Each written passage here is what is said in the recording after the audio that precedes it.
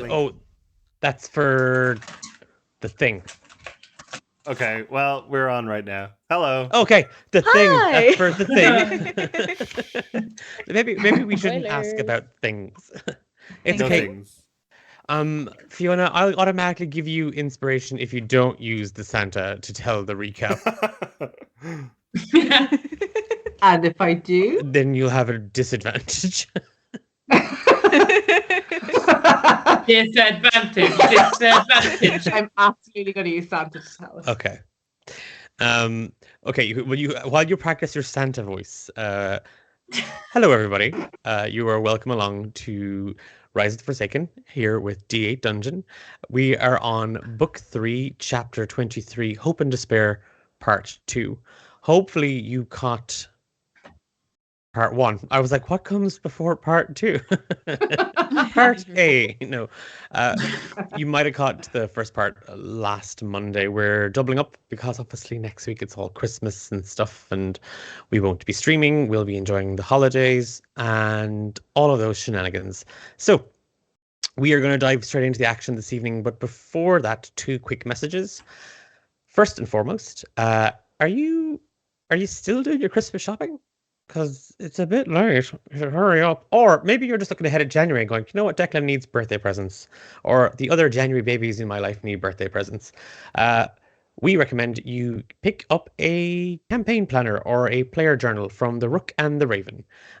Totally customizable TTRGB. Oh, here it comes. Just do the thing.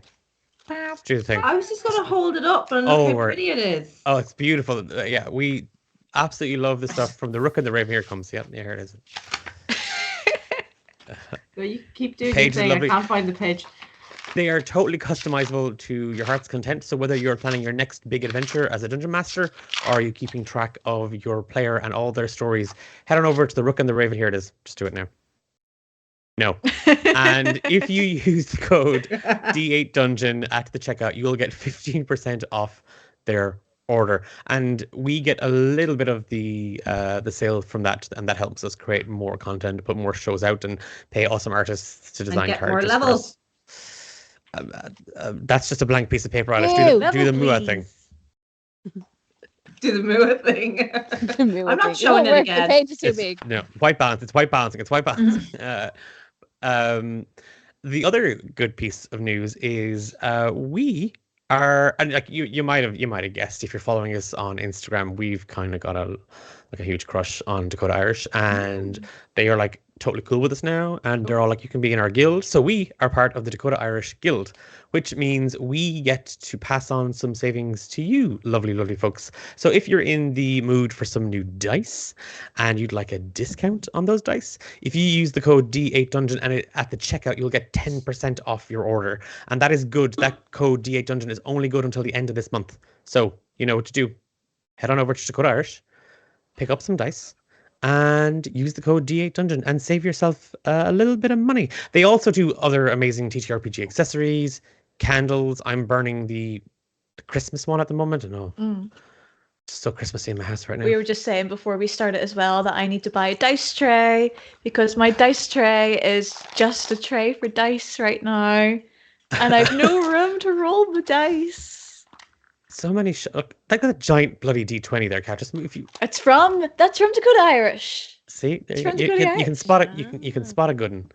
And yeah, if you so the Rook and the Raven, Dakota Irish, 2 great companies here in TTRPG space. So do give them a check out, and it's the same code D8 Dungeon that gets you those discounts. So do make use of them, and that's just a little kind of token of appreciation that we get to pass on to you guys through those guys. So thank you.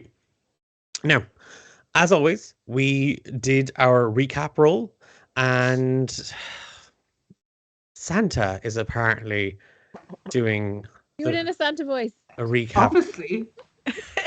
for this evening. I'll just tap out, everybody. I'll see you all in about 3 minutes. Good luck, 3 minutes. Yeah, right. Ho, ho, hello, everybody. Oh, That's hello. your to tell you what happened last time on Rise of the Forsaken. Well, last time they all went into some sort of tent to bring their brother Regiment back from the dead, and they all used the door except Umbra, who decided to climb over the wall for no particular reason, and then used one of his powerful spells to cast light in there and see that there was bad guys in there, and he wasted his spell slot for no reason. And then they all went in, and then Diara spent some time making stew, and Lunasa fucked off for a little bit, and then Mooney and Nolra were the only two people that actually did something useful, and they went off and found some nice tapestries on the wall that depicted some lovely winter scenes, and then Umbra met with a priest who he thought was dead, and he figured out that everyone's dead, but we're not too sure about that yet. And the priest was kind of making eyes at Umbra, but Umbra didn't pick him up on that, the fool. And then Diara handed out the stew to people, and Mooney and Nolra investigated a big statue of Olam, and there's some young woman there who may or may not be Olam's daughter, who maybe didn't get on very well with her father, but we'll find out more about that because we're all about family trauma here on this show. And then big sludge monsters arrived, and Nolra kind of let herself be embraced by the sludge, and saw her father, and he spoke about her mother and her sister, and she got a bit emotional and became one with the sludge, and Mooney wasn't too fond of that, so she's trying to remove Nolra, and the others might maybe get their asses along and help, but we'll see what they'll do. And Diara had a voice in her ear telling her to kill her brother, so we'll see how that goes. Happy Christmas, everybody. And Declan, I hear you've been a very good boy. For Christmas, I suggest that you give Nolra some inspiration, and you might find something nice in your stocking on Christmas morning. I think that might be a big fucking lie, Santa. Right on the naughty list with you, I'll slap you with my tiny hand. No, Santa, no, not your tiny hand. Santa, you know what? You can have inspiration, Santa, this evening. And that's great. Santa language. And I tell you what, since it is the season of giving, everybody gets inspiration this evening from Santa. Yay! Okay, disadvantage for Fiona then. Okay. Yeah. No, Everybody's I hate this. The to- fact that you're giving us all advantage means that you have something really horrible lined up. I was just trying to be nice. That's what you get. Oh, lad. Fine, fuck me. Okay, no inspiration for No, everyone gets inspiration. No, I want Everyone gets inspiration. I'm taking it. I've already took it. It's already on my D&D Yeah, Beyond. it's, Too it's late. on my notes. I'm trying to read it. Yeah, I have it. It's I there. have it in already. my Can't Rook and take Raven that. journal. Oh. God, you're so welcome, everyone. Where am It was actually I? Santa. There I am. Declan, I'll let you in a little secret. That was me all along. Fuck off. Oh, sorry, no. I know, my mom told me, no.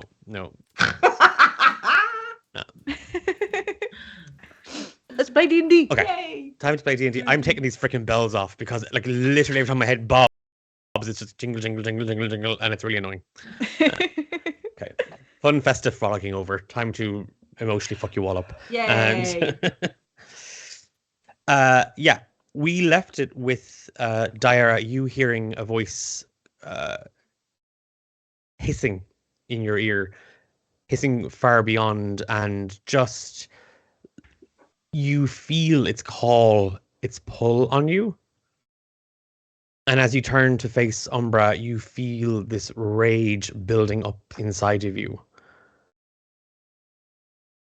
Someone controlling you. Someone telling you who to be and what to feel and what to do. And as the magic wraps itself around you, you take a deep breath in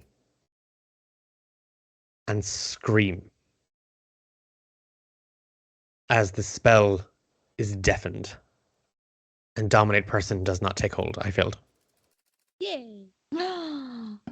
I just want to leave you all on a cliffhanger last season. Sorry, last episode. Ye darn. I'm a thinker. Finish your sentence, Kat. No, I can't. I don't have it in me.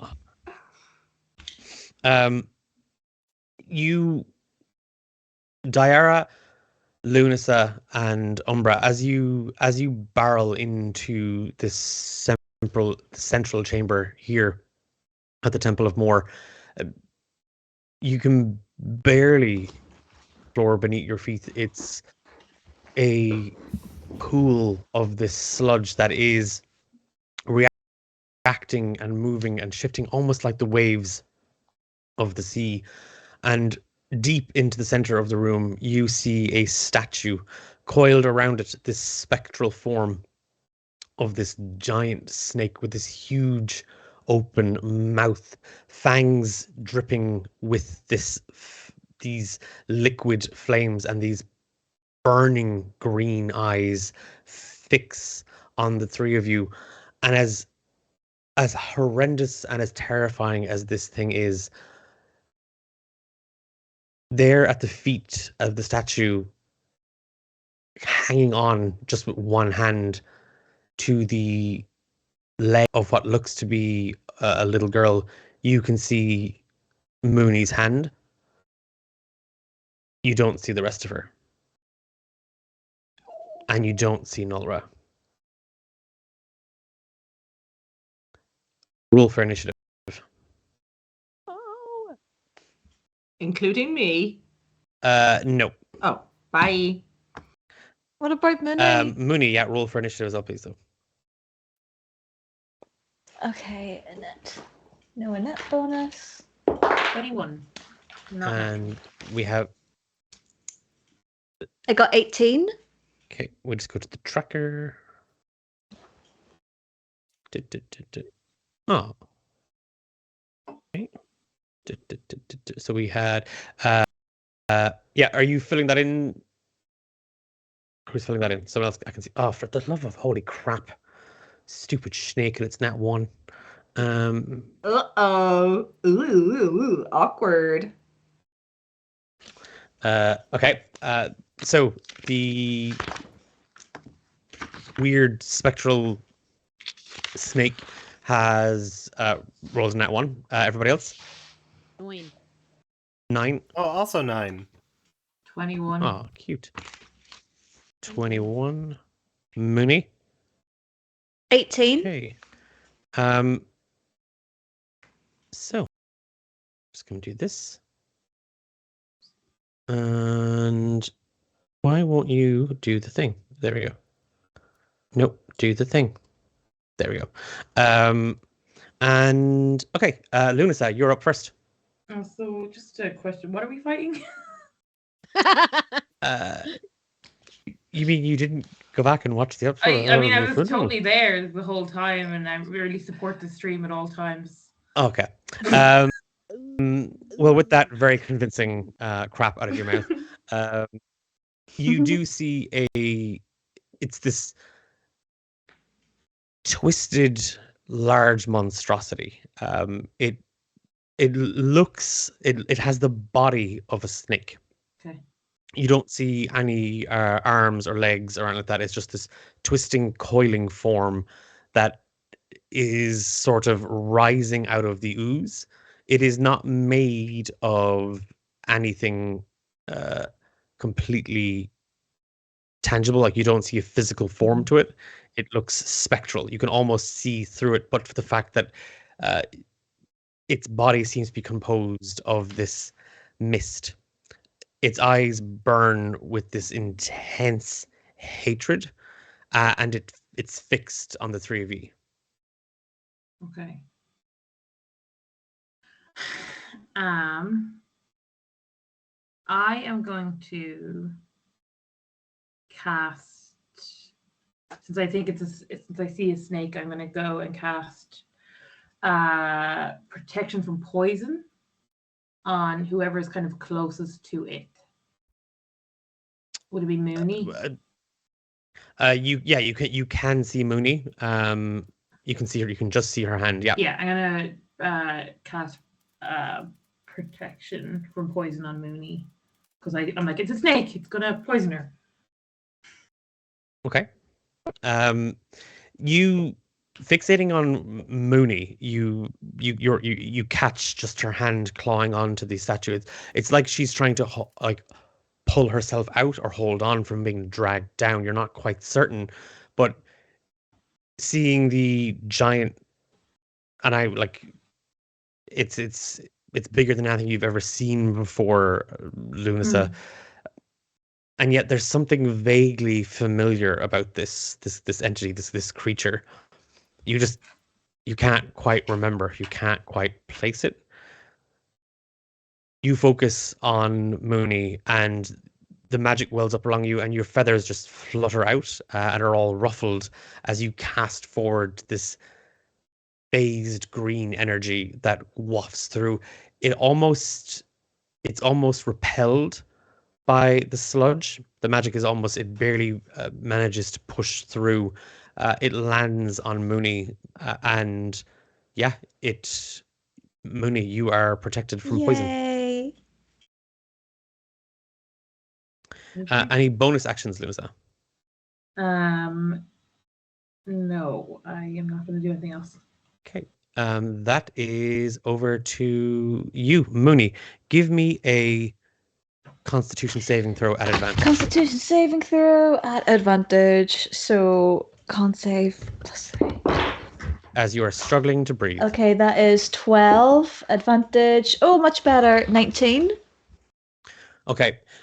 You feel your whole body. You feel the weight of all this slime and sludge, except where it's on you, where it's holding you, it's squeezing, it's almost hardening, and it is trying to suffocate you. It's trying to force the air out of your body.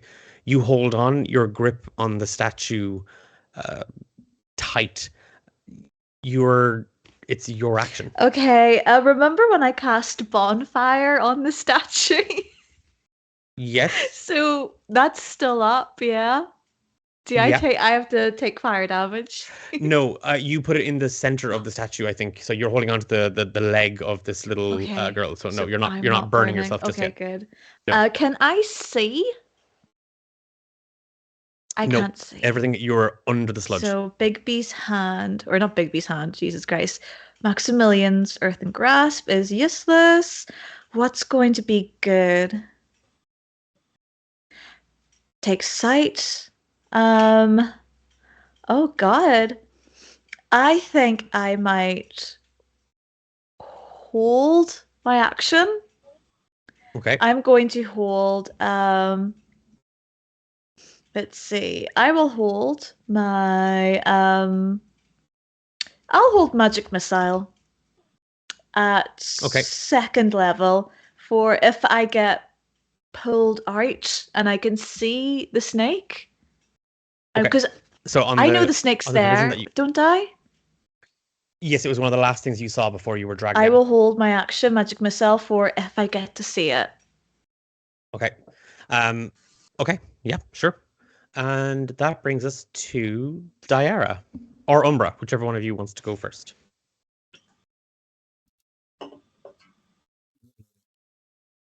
James, you go first. Okay. No. No, I won't. Who is within 30 feet of me right now? Right now, the only two people within 30 feet of you are Diara and Lunasa. Okay. You would have to wade into the room and in through the sludge to get anywhere close to Mooney. And like I said, you cannot see Nolra. Is there, if I wade in, can I get everyone in that 30-foot range except for Nolra? Yeah, all you have to do is kind of wade about 10 feet into the sludge. Yeah. And then you'd be Yeah, he'll go walking in the sludge. He's gonna go walking in the sludge and he's gonna cast aid to give Mooney, Diara, and Lunasa 5 extra hit points. Hey. That's it. They just get 5 extra hit points. They're not temp HP. They have 5 extra hit points for 8 hours. That's aid, is it? Yep. Okay. You wade into the sludge and it immediately starts to again, it's like bog water. It's like muck. When you put a foot into it, you sink a little, but then you start to feel it actually begin to climb you, Umbra. And as you push in and you try and shake it off, it is cold, but it is not wet. It is heavy, but it is not crushing. It is uncomfortable. It is unnerving. There is something utterly unnatural about this. Light emanates from you, kind of pulsing out very, very slowly. And with each wave, the sludge seems repelled slightly, but then it quickly comes back in to kind of hold its grip on you as Lunasa, Diara, and Mooney are awash in the light and get their temp hit points. Any bonus actions? No, he ain't got none. I think he will just generally be like, "Hey, so what's going on? This doesn't seem like a good place or a time to be here. Where's Nora, Mooney?" You can't see. You can just see Mooney's hand. Mooney's under the sludge. Mooney, you're gonna have to. Mooney, you're gonna have to speak up. You're under a load. You're under a whole bunch of sludge there. Whoa, whoa, whoa, whoa, I have to speak whoa, up, whoa, I'm wearing You have to some speak up. I'm wearing a towel and I'm dying. No, that's it. That's all you got. Okay. Diara. She is going to try. The voice she heard in her head, is it coming from? Does she know where it's coming from? You instinctively know it's coming from the creature coiled around the statue. I'm going to.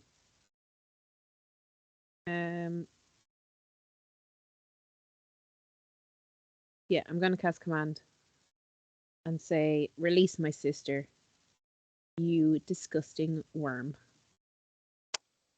I mean, I've been called worse. What's it? Wisdom 14. Okay. +5 to this. 15. Fuck. It's Christmas. Yeah, and you have inspiration, so you can burn it if you need to. All right. I'll burn it. No, you don't need to. You want me to re-roll? Yeah. Okay. I got it. Yeah. Come on, baby. Come on, baby. No. 15 again. No, silvery barbs. No. Okay. No, Umber only uses that on his siblings. Unacceptable. You, with the trace of its voice still sort of hissing in your mind, you reach back, Diara, climbing along that whisper, screaming for it to release your sister. As your voice connects and as your magic washes over it, there's a void. There is something, it is there, it is in front of you, you can see it, you can feel it almost. But it's not like anything you've ever felt before. So it's like not in this place? No, it's not quite that. It is, like I said, it is there. It's just, this is not something, it's not something that you've ever encountered before. Okay. Any bonus action?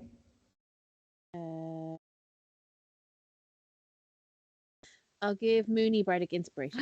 Yay.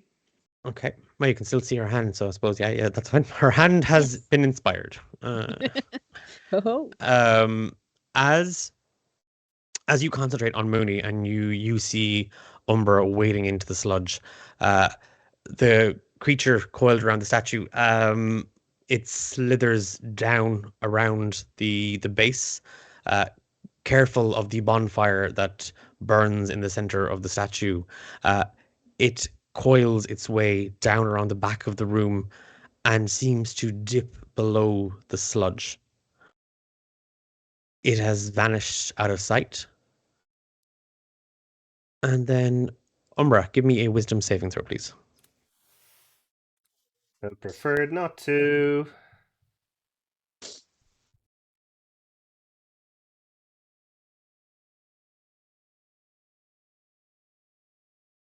$13. Yeah, you need a 14 to beat it, I'm afraid. Inspiration. Inspiration. Inspire. It might be fine though. No, I'll use the inspiration. Fuck it. Okay, yeah, no, that's a 21. Okay. Hey! Hey, it's a Christmas Hey. miracle. Thanks, Santa. The he's passed out on the couch there beside Fiona. Tired from all his Christmas inspiration. Oh, he's back. Okay, go away now again. We're done. As quickly as the creature submerged under the ooze, it rises straight up, its whole body following behind it like a twisted tail of spectral shadows, and it coils up almost like a spring, and when it does, the ooze that sludges and splashes up around it freeze midair, and then it focuses its eyes on you, Umbra, as it tries to cast Hold Person on you. When the magic fails, it dives back down again. Its upper half of its body now sort of poking out of the sludge. Lunasa, your action. How much water is in this sludge? Like, as in, can I use shape water to try and like get it away from Mooney? Like, you know, it's like I'm just wondering about the water content. Have a sip and see. No, you're not certain it's water at all. Okay. Ooh. Then I am going to. So I can't see the monster anymore, though. Now. No, it has. It's Oh, still half of its body is now poking out of the sludge. It's still off behind the statue, like it's kind of half using the statue as a defense, like a barrier. Okay. Well, I am going to cast Frostbite then on the monster. What's the range on that? Because it is about 40 feet. 60 feet. Oh, god damn it. Okay. Let's see. 19 to hit. You know, it's not fun when you do it to me. Yes, that hits. Perfect. And then I roll 2d6s and I got 10 altogether. Okay. You focus on the creature, seeing that feckin' Egypt Umbra wading into God only knows what, and isn't that how you get infections? It's not feckin' water. I tried it. You see a bit of sludge around Lunas's beak. It wriggles. No.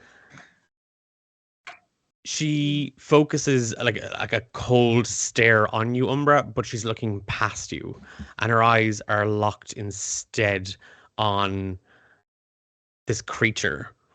And the air begins to kind of freeze around it, and you see fractals of ice and snow just kind of cling. And as you just kind of focus straight on it, Lunasa, just with a scratch of your talons against the tiles, you just see 4 large slices of ice just tear into this creature, and magic seems to hurt. Immediately, the sludge rises out of the water, or out of the. Sorry, now I'm calling it water. God damn it! A tendril of this ooze slides out of the sludge, and it begins to take the shape of a human. Any bonus actions, Lunasa? Do I recognize this human? No, currently right now it is just a blob. It's just a A body. humanoid blob. Which I've also been like called. Hexus from Ooh, Fergus. sexy, very sexy. Yeah. No, because that was sexy. This is Oh. not sexy. This is gross. No, Okay, don't tell fine, me it's not sexy. boo.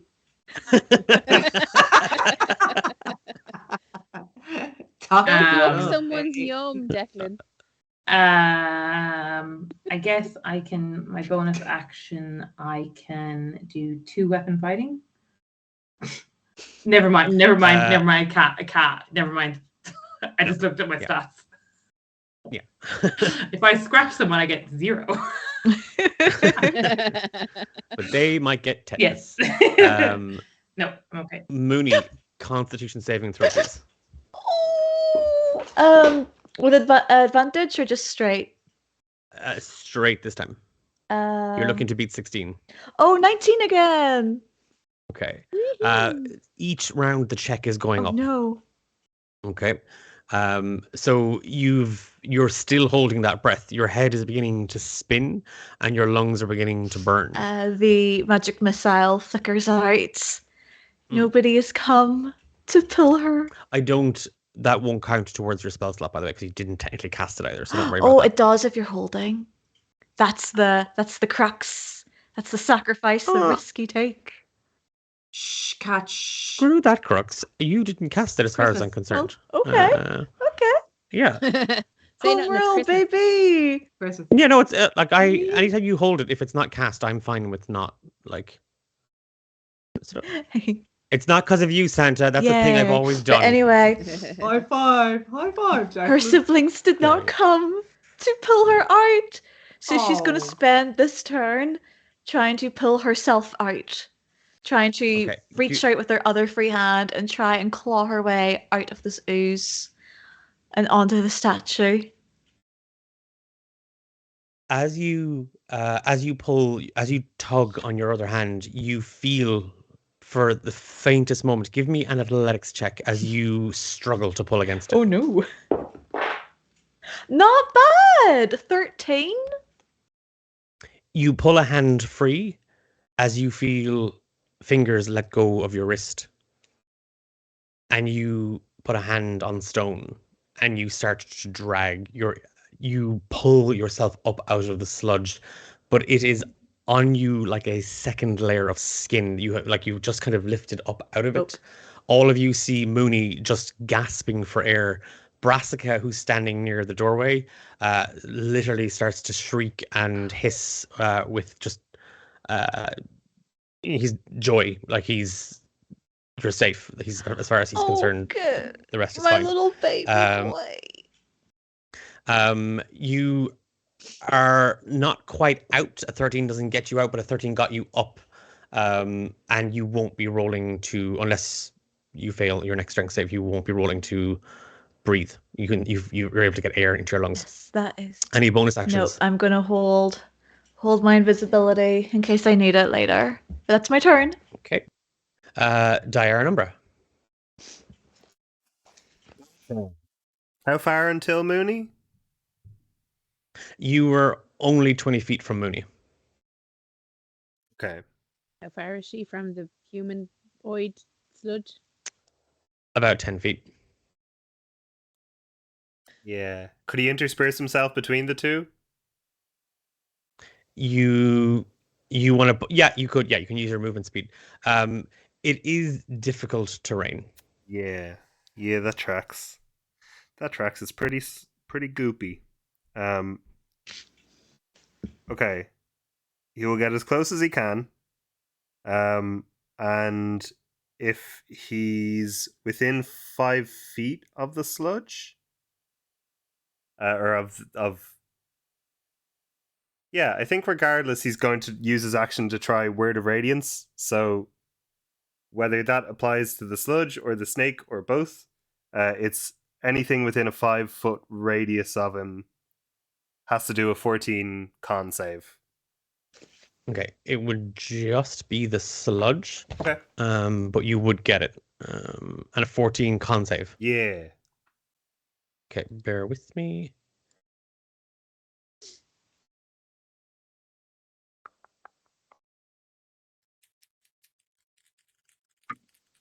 That is a 4 plus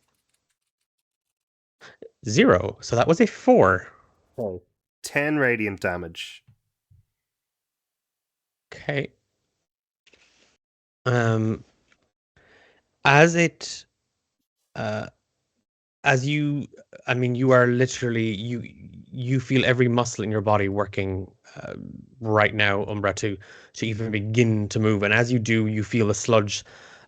These tendrils are they're climbing. They're up to about your hip height now at this stage. And as you force and wade deeper into it, you put yourself between this humanoid creature that is beginning to take form and Mooney. And you see Mooney just pull herself out of the sludge by strength alone and gasp for air. And at that moment, that faint pulsing light that was not dwindling on you, but there softly, it just burns with intensity as radiant energy just emanates from you. And the sludge creature is washed in it. It recoils in pain, and you see its shape ooze and kind of not quite fall away, but it doesn't hold itself up properly. It's kind of taking a shift or two to kind of like pull itself back into place. Any bonus actions? He is not a man for bonus actions, so nope. Okay, Diara. So she is going to. So in between her and the thing is Umbra, right? Yep. And then off to kind of one side is Mooney. Yes, and around that same side of the statue is this creature, this monstrosity. Okay. So can I cast Shatter at a point that I know it'll only include the sludge monster? The sludge monster attacking Umbra. Yeah. Well, not attacking Umbra, yeah, but close to Umbra. Yeah. What's the range on Shatter? It's only. Oh wait. 10 feet. 10-foot radius. Yeah, but how far? But a 60-foot. Oh range, yeah, you don't. As in, I was just checking to see, do you have to wade into the pool to? Okay. Yeah. Give me. Oh, it just no. It's a con save of 14. Okay, the thing that it is no good at. Okay, that was just a straight up 10. Beautiful, beautiful. It's 4d8 because I'm casting it at 3rd level. Come on, baby. Wow. Okay. 7 and 7 and 6 and 1. So 21. Okay. Ew! Right. You focus on all the sounds around you and the hissing and the Mooney's gasping for air, and you pull all these sharp sounds and you twist them. You concentrate just behind this ooze, this terrifying creature, and you've seen this before. It has less shape, but this happened in the mines. This happened before you saw the sludge take the form of people, and before this thing has a chance to turn itself into some nightmarish torment. You let out just a cry, and the air wobbles around it. And Umbra, you can kind of hear it. It's one of those sounds that was there for a second and now it's not. And you do see the air actually vibrate behind the ooze, and its head actually twists the wrong way. And as it looks back, it just explodes. And gloops of it splash into the pool around you. Statue is coated in it. You're coated a little bit, but sorry. Bonus actions. I don't think I have any.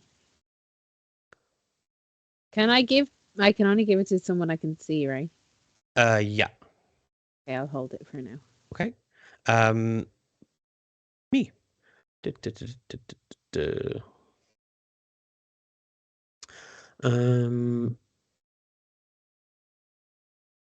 Yeah. Screw it. Screw you guys. It's Christmas for me as well.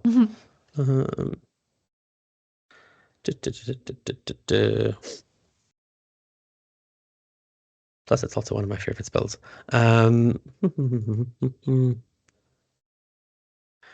Everybody. So, Mooney.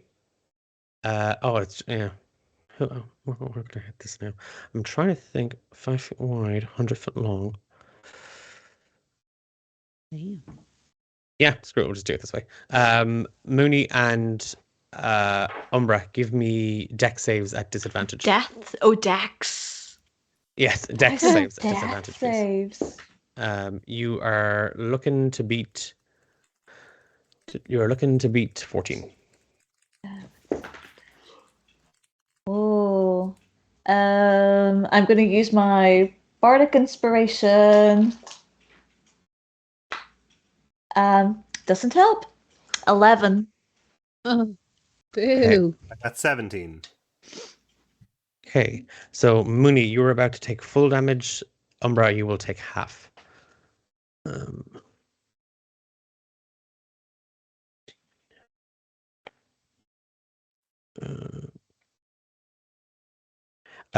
Mooney, take 33 lightning damage. Oh, no! What the fuck? I'm just a little Oh, lads. baby! Umbra Oh, takes lads, 17. no, that's not good. Oh, fuck. The creature lifts itself up out of the ooze, and you see this black gunk kind of hanging onto its chest, drip down into the puddle.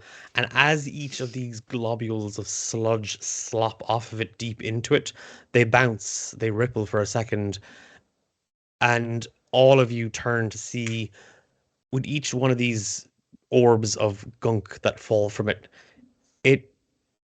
it goes to, the ooze itself starts to take on human forms. There was one a second ago, now there's 3. And the creature, its huge mouth opens, and where its eyes were burning with this yellow and green intense hatred, it is inflamed.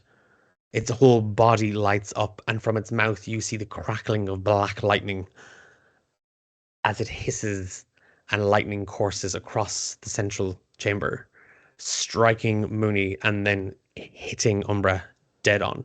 Umbra, you throw yourself down into the sludge just in time, clambering up as you feel this thing like vines trying to whip itself on you. Lunasa. Sorry. Is Mooney down? Or is she Not still... yet. Not yet.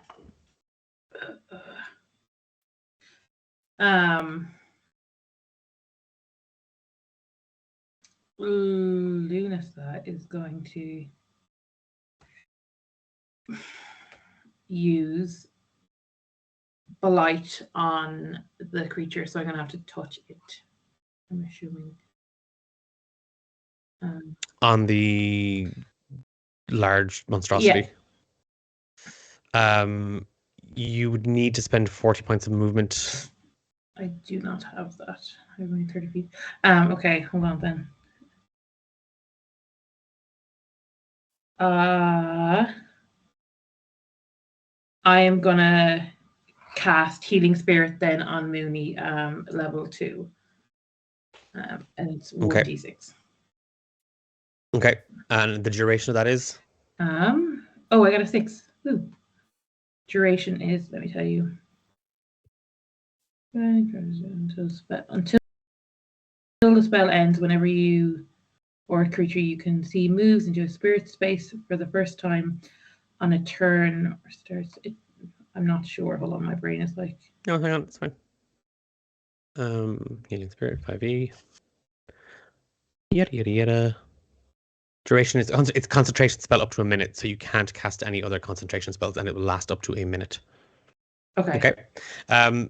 Mooney, where you where your whole body twitches and burns, the electricity coursing through you, the nerves stabbed like needles in every part of you. The magic, it's the ferocity of the magic that cuts and bites and stabs. And for a moment, it feels like it won't end. And then you hear the tiny little bleating, the little chirping of a little chick that hatches from an egg, a little spectral egg, and it walks up along your forearm and kind of nuzzles its soft feathers into your I skin. love him. I love him so much. Any bonus actions, Lunasa? No, that's it. Okay. That moves us to Mooney. Is the big bad within 10 feet of me? Yes, it is literally kind of it's kind of in your space. Well, it's about to get wrecked. Yeah. I'm going to reach out and going to cast on our space in that 10 feet, Wither and Bloom. And it needs to. I'm going to cast it at.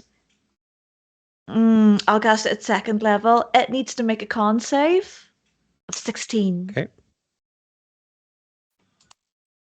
Okay, and its con is.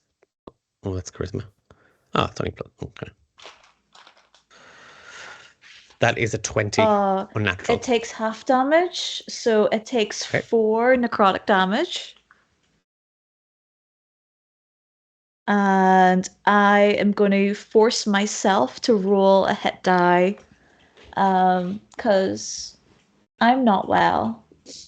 And I heal 5 points.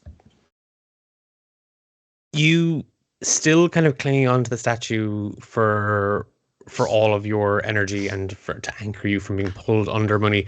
You look up at the belly and neck of this creature who it bears itself down on top of you, and it's magic.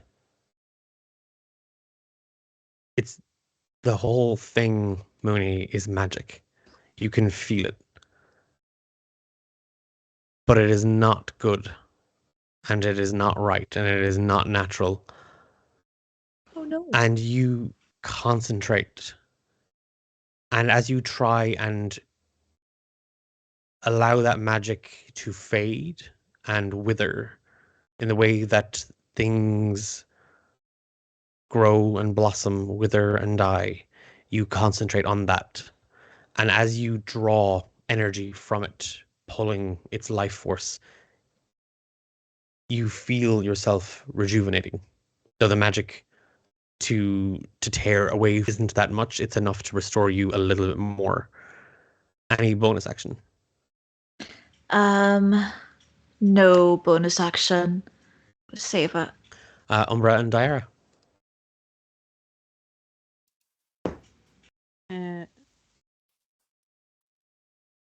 You want to go first? You seem like you have something to say. You go for it. No. I just wanted to know if. So you said that like the globs had started to form other little people, so are they all targets? They now? haven't. It wasn't successful in what it was trying to do. They haven't managed to. They're not going to be able to do anything this round. You can see them if you wanted to attack it. You could attack it, but they're just out of game in terms of mechanics. They're not going to be doing anything this round. So how many of them? Appears to be 3. Including the main one, or additional? The main one you blew up. Yep. Oh yeah, that's a yeah. Okay.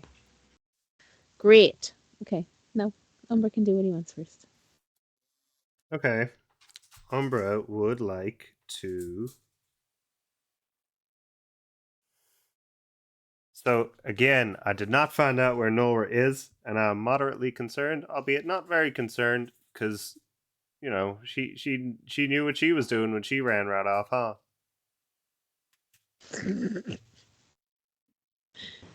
No one cares about me. Help me! It's Christmas. How did it seem like it coped with that necrotic damage? It. You don't see that it didn't. You're not sure if it was the spell or a resistance. I'll put it that way. Well, that's not what I wanted to hear. He is going to. He's going to risk it and just cast a low level inflict wounds. He's going to try and get right up to it if he can reach, and try a low level inflict wounds on it. He's got to be in melee range, though. He's got to be. You'll be kind of right on top of Mooney, but yeah, you can. Okay. Yeah, he's going to try it. He is going to try. It is. I got to make an attack for it.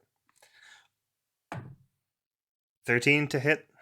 No, 13 misses. Ooh. Well. Inspiration. I've already used mine. Are you sure? Yeah. Okay, whoops. Well, hang on. Nope, there is nothing I can do. You reach up, Umbra, as you kind of plow towards Mooney and the statue. You kind of cling on to the this marble symbol of Olam and the young girl. You kind of manage to pull yourself up onto the platform, and just kind of reaching up towards this creature, you are kind of a hair's breadth away from it, and a tendril of the sludge wraps itself around your wrist and yanks you back down into the sludge. And you're not taking any bonus actions. Okay. And with the healing spirit, it was all this one turn. Sorry about that. That is me being silly. Okay. It is the creature's turn. No, it's Oh, sorry. Yeah, it's your turn. Can I have a go? No. Okay. Is there any other exits that Nolra could have gone through? Give me That a I can perception check. And remember, talking is a free action, just as an FYI. 24. You scan the room. There are 3 other entrances, one to the west, one to the east, and one to the north. What? So I didn't see her running. Only Umbra did, right? No, you weren't here. Braska came to get you. Oh, okay. Moon tour. Cash on show. Yeah. Am I aware of anything? Anyway, Alice, back to you. I was going to eat my sandwich. I'm going to cast Bane on the 3 lump / people potentials. Okay. Charisma save of 14. Oh, great. The thing that they're particularly good at. Okay. That was a 15, but their charisma is -5. So. Amazing. Fucking hell, You love. I hate a Bane. Everybody hates Bane. Any bonus actions? We have to do it. No. Bane! Bane! And just for that, you can stay in timeout for a little bit longer.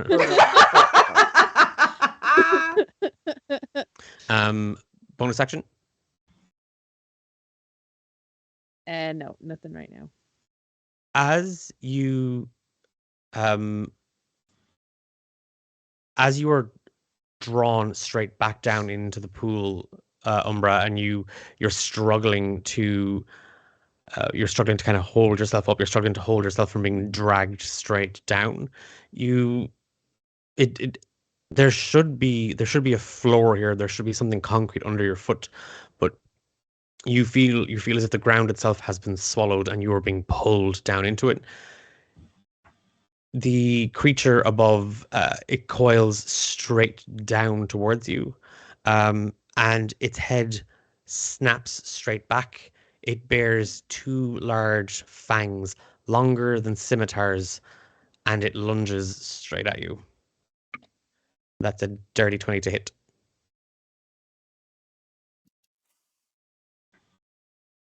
No, I will silvery barbs that actually. Try that one again, please. Okay. And that's a 19 to hit. Fuck's sake. Yeah, Ow. that'll do it. Raging for you. I'm Um, fucking raging for you. Wherever I am, raging. I'm about to Are you? join you. Just in the ether. Give me a Constitution saving throw while you're at it.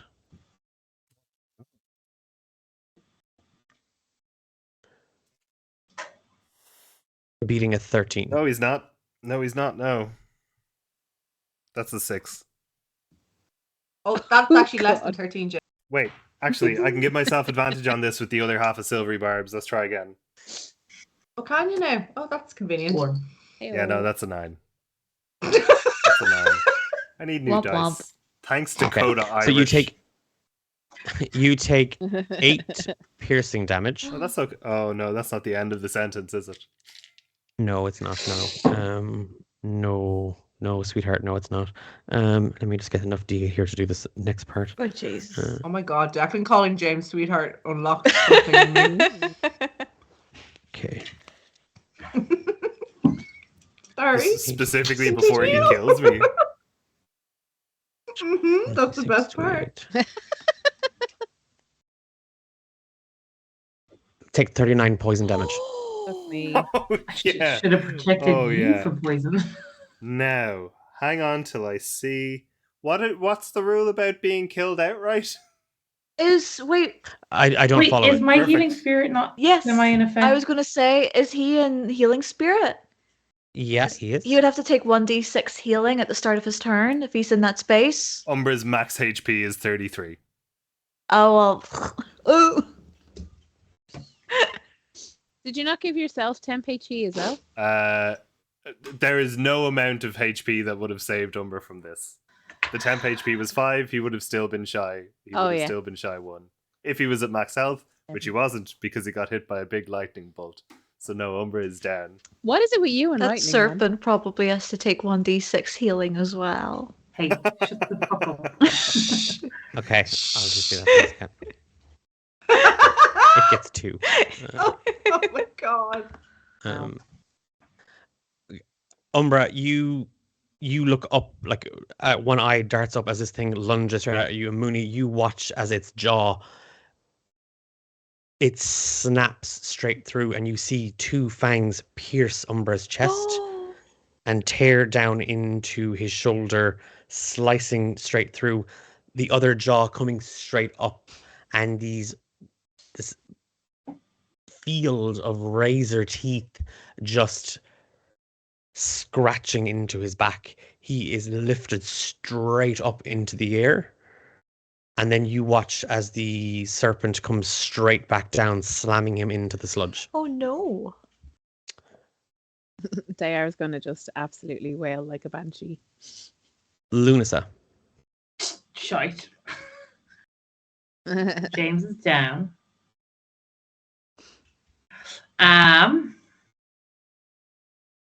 Wow, wish I could come help. I am going to. Well, sure, I can't help him anyways. He's dead. He's still in Healing Spirit. He'll be back. He'll be fine. So my healing spirit is over now. That minute has No, passed, minute yeah? stays up. Minute is 10 rounds? Like that's 10 rounds. Can I healing spirit him then? Like, It'll happen on his turn. yeah. okay. Just don't Great. cast any other concentration spells, or you drop it. Or take Oh, damage. shite. They're all concentration. Okay, I'm doing before Umber died. And ooh, That was draw up a will. well, it says Umbra. my word says at will. I'm gonna conjure my find familiar.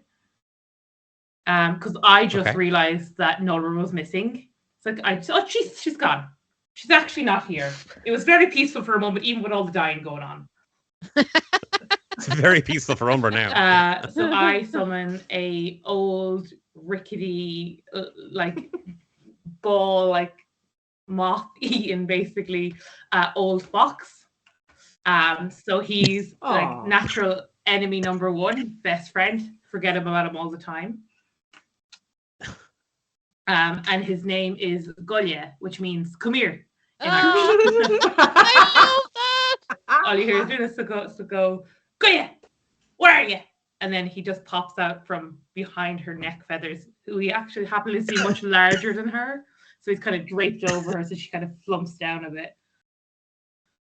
Oh, what the hell do you want now, you old hag? You know, we're meant to pretend to fucking like each other. No, I'm well past that now. I thought I was dead. What am I doing around here? What are you bringing me back for? Get up to fuck and find that loud mouth one. You know her. You've been listening to her the whole fucking time. She's not that one. Oh, jeez. I know, but I actually only noticed she was gone, and there's one dead over there. And if I fuck this up anymore, I'm dead to the world. Like I don't know how they'll be like, oh Jesus, she's lost a few more again. But I've never lost them.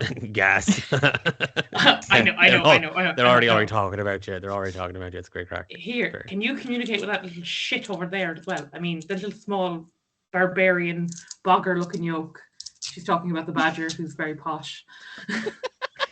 Gulya kind of looks over, like his head flops back in the way that he should have neck bones, but he doesn't because he's a spectral fox. And he's like a mink stole, kind of like, well, he just flops over. And he looks at Brassica. Yep. Haven't seen one of them for a while. Doesn't do fucking anything. At least go on. You go show off your skills now and find that dumb bitch of a yoke. I'm doing this in my head so they can't hear me, by the way. Just watch it. Gulya flops off your back and kind of like holds himself up, and his little paws are shaking like he hasn't walked for a long time. And he kind of just slithers a lot.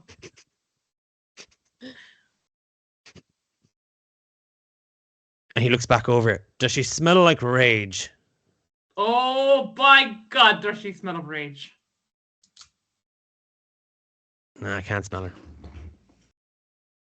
Oh, okay, that's good for me. Well, then she smells of dirt as well. Mix it up a bit. Oh, yeah, no, I got that one. There you go. She's kind of, and he kind of gestures down at the pool. She's down there, or she is the pool? Oh, it's kind of one of the same thing now. She's at the very bottom, I think. Oh. Unless she breathes. Does she breathe that stuff? Is she one of those, Gil having... I haven't a feckin' notion what she is. Painted by feckin' arse. Well, best hope she's got gills. Go on. Can you get her? You can. You won't die. Go on. Go down and get her. Go on. Pull her up. Fuck. No, I also don't have gills. That's the thing. Oh, hold on now. Foxes don't have those. I should have turned into a fucking fish then. Aren't you useless now?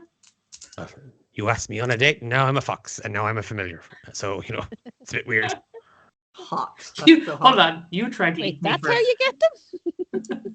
Help me. All right, go and help that one then. Go on, you can do something. Go on, help it you. He kind of like puts a little paw on he like kind of tests the warmth of the goop, and he kind of looks at you and he kind of like and he slithers across it.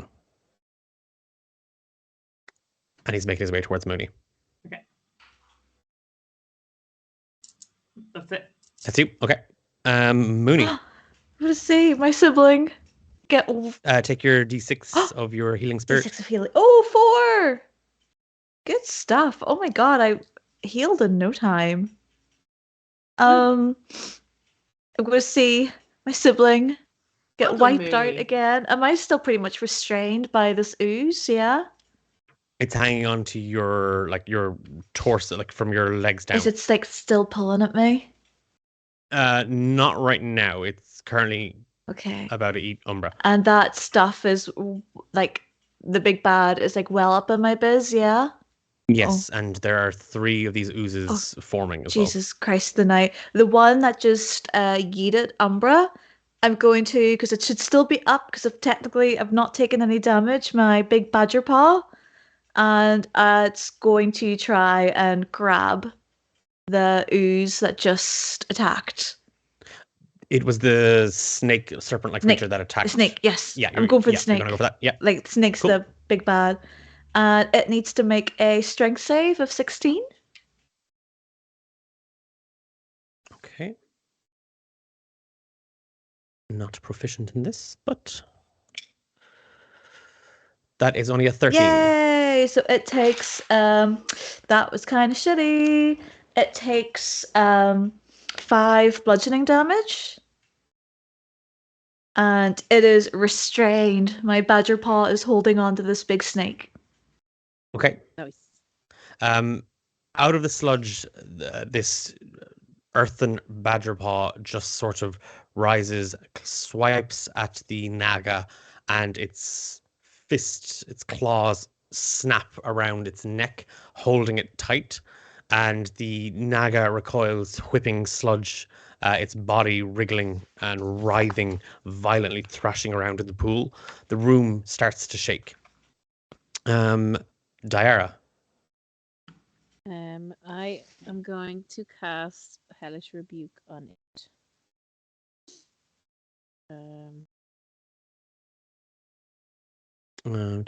14. Dex save of 14. Has it damaged you? Hello? Can I only cast it if it damages me? Oh, it's a reaction, is it? One reaction which you take in response to being damaged. Okay, never mind. I will cast. I mean, I can lighten. I was going to lightning bolt you this round anyway, so you can. No, it's fine. 3d8. Yeah, so it instead of Dex, it's Con. And this is Shatter. okay. And the earthen paw. What about it? Hello? Does it? The earth paw. Does it? If it takes damage, is it? No, it's concentration, so it would have to get me. Get you. Okay, fair enough. Damn it! It's just me trying. Con save. Yeah. Con save is +5. That's a 12. Excellent.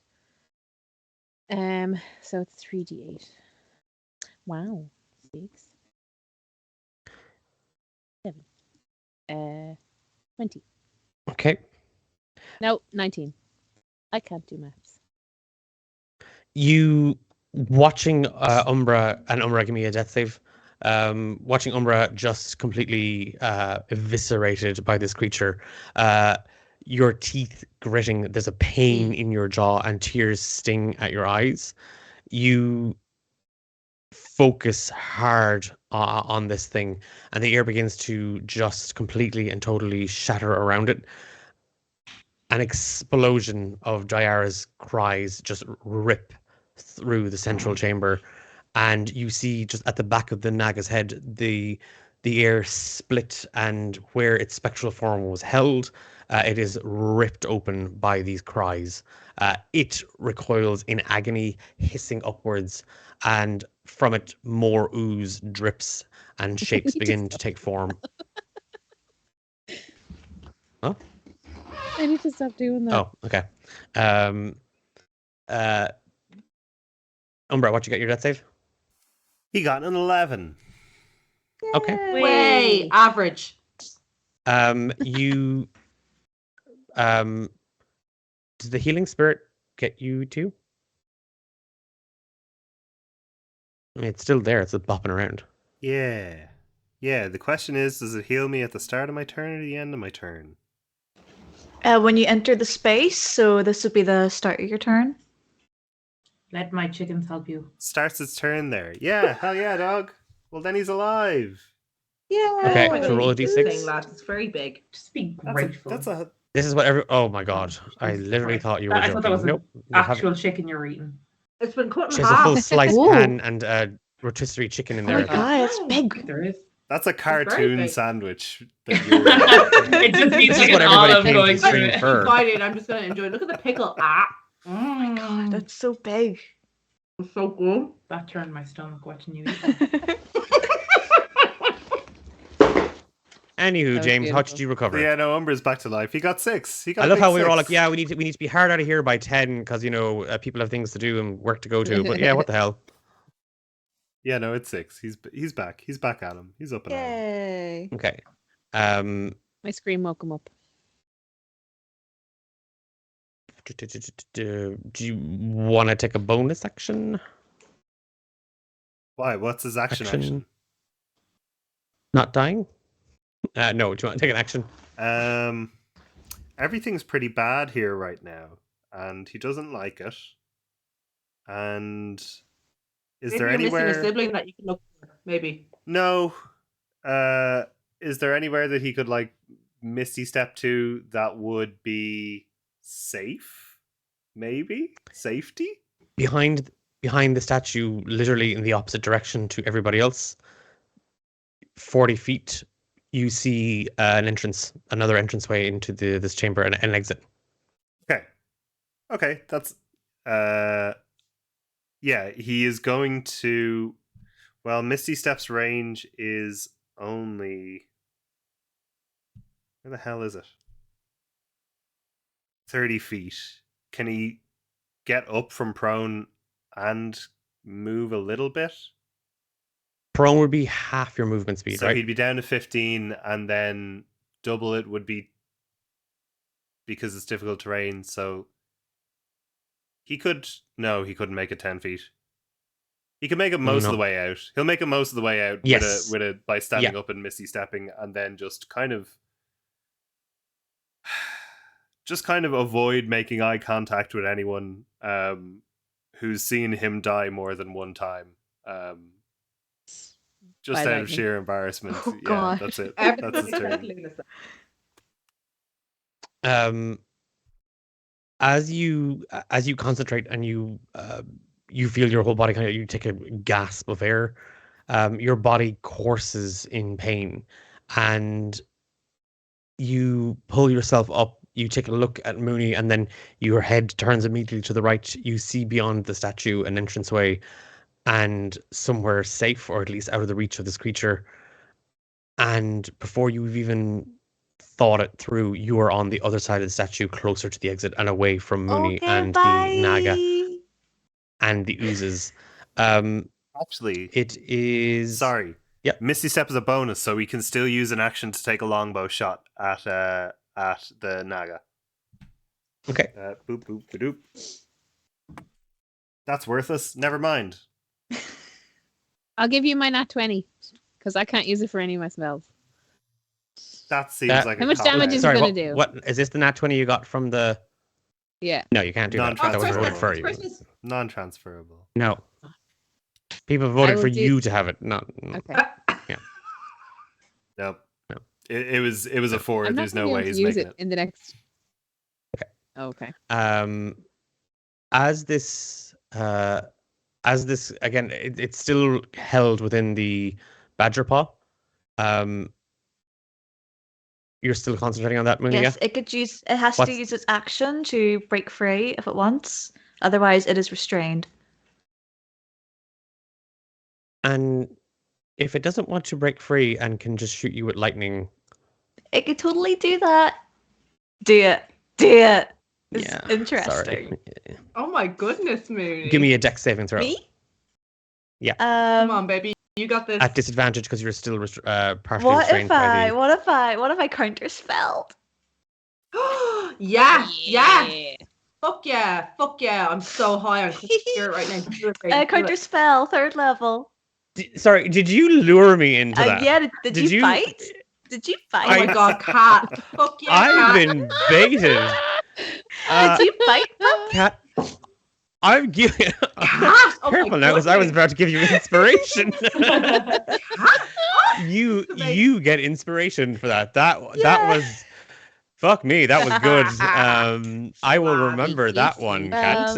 That is... Oh, I think everyone's eyes have been opened. Mm. You've been Don't... you got counterspelled, bitch. You've been catioed. I don't know. You it it begins to kind of wriggle against the embrace of the badger paw, and when you think it's just about to kind of like rattle against it, its whole body jerks into a point. Its mouth drops again, and you see this crackle of lightning. And just focusing on it, in your ear, you hear whispering, "It's Brassica," and he's telling you the spell. He's telling you the words. He's telling you the story, and you focus on it, and straight away the magic. Oh, he's audible. That connection. That magic is gone. It just does not exist anymore. And the spell is completely and totally countered from the Naga. Yeah. Okay, real quick. If it's restrained, my attack should have had advantage and it would have hit with a 21 for 10 damage. But it's piercing and not very interesting. I didn't realize it was, yeah. I mean, your turn was over. Yeah, it was. No, of course. Yeah, that's fine. I'm sorry, I didn't see the big giant paw. I missed it. I didn't see the big paw. You were unconscious, or you were mesmerized by the giant sandwich that was It was a big sandwich floating in front of you. Yeah. You again, as this thing raises up to cast another. Sorry, I just saw Homebrew's comment in chat. James, catch us one D&D. You can stop. I'm trying to save face, Benjamin. Sorry. Oh my god, I've doxed you. Oh no. Oh no, it's a trap. It's okay. I'll shoot him with lightning bolts. Don't you worry. As you misty stepped out, you watch this thing raise up, and the black lightning crackle around its mouth. Longbow in hand, you take and draw an arrow in the hopes that if it doesn't hit it, at least you might distract it and it could turn its attention away from Mooney and on you.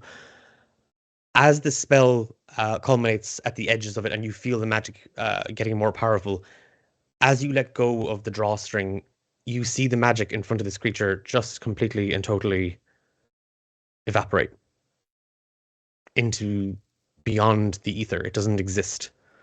And the arrow strikes the creature in the side of the head. It is Ooze's go. The ooze slithers across the top. Now, in counting, there are 5 of them. 2 Mooney move straight on top of you and bear down.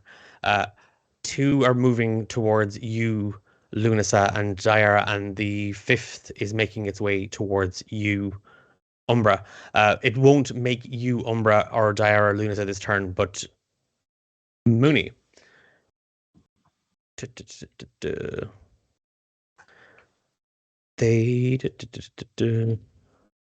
a 24 to hit. Oh, that hits. And another 24 to hit. Hits. And I've used my reaction. No. Okay. Take 13 bludgeoning damage. No. And are you wearing armor? I'm not. Okay. 8. Take another 14 acid 14? damage. Oh, baby, I'm alright. They bear down on top of you, and for the briefest of moments, Mooney, as you look up trying to defend yourself, you see the shapes of Diara and Umbra. Oh no. And they land straight down on top of you, pummeling with fists.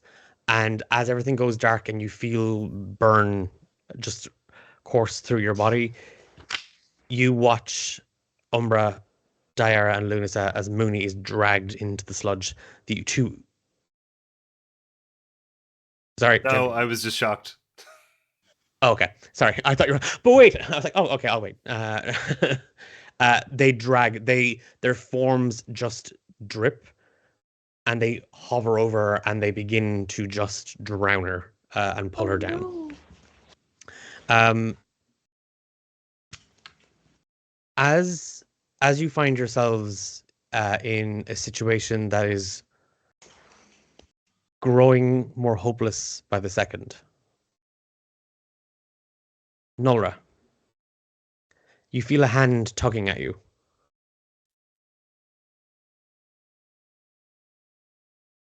Can I reach for it? Yeah. Where am I? What do I see? Everything is dark. It's you're in the hold, you're in the storeroom.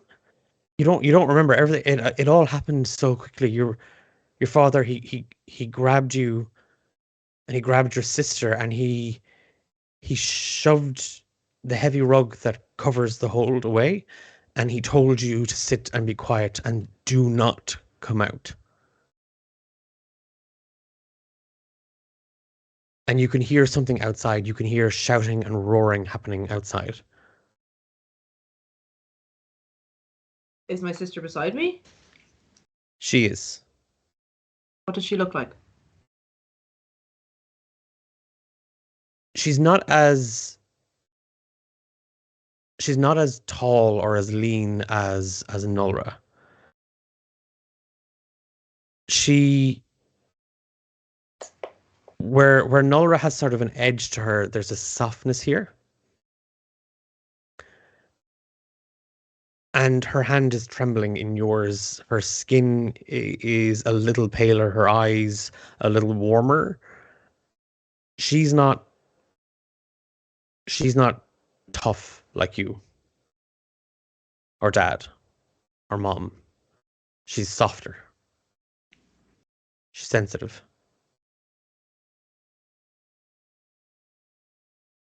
Do I remember her name? You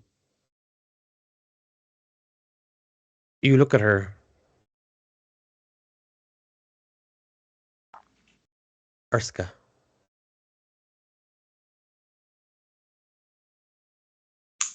Is there much room down here?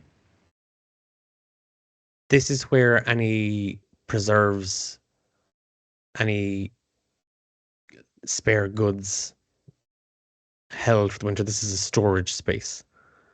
It's tiny. Do I have like a cloak or anything on me? You've the blanket that was on the bed. That was the both of you were kind of shoved down into the hold with. I'll take that and I'll wrap it around her shoulders. And I'll have a hand on either one of her shoulders and look her dead in the eye and say, "You wait here and don't move, no matter what you hear." I'm going to try and make my way out of here. But father said to wait. Nolra, please. Wait. And don't move. Unless you hear me, Mom, or Dad, you don't move. Do you understand me? And she just nods, and there's just tears in her eyes. I'll give her a little kiss on the forehead and squeeze her shoulder and go. When the door is heavy overhead, and it takes both hands as you kind of push it, and you can kind of you smother a cough from the dust. The heat from the fire is dying. Your father put it out. It's you don't know what's happening. This is real. And as you push the door up and you clamber out, sitting on a stool next to the fire, kind of half trying to warm herself by embers, you see an old dwarven woman. Do I recognize her? Yes and no.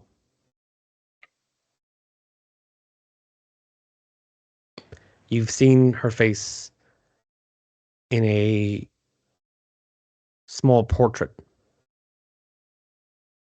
your mother kept. It was taken to the temples. Prayers were offered in her honor.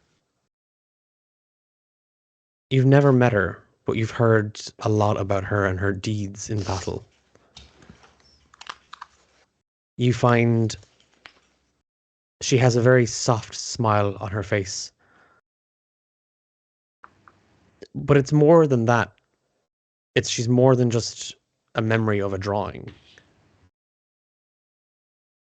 There's a connection. There is a line, a string that joins her to you.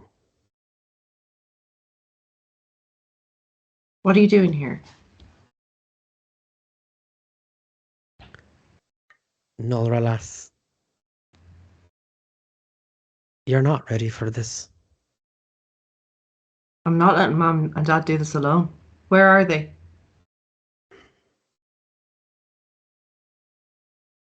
Sometimes, child, we put things in boxes, memories, and we put them away. And then we let them gather dust. Never forgotten, but not quite remembered the right way.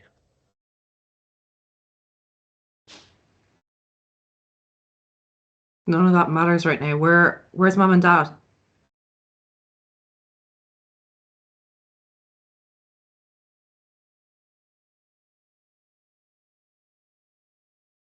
What do you remember of your childhood? Your mother and your father?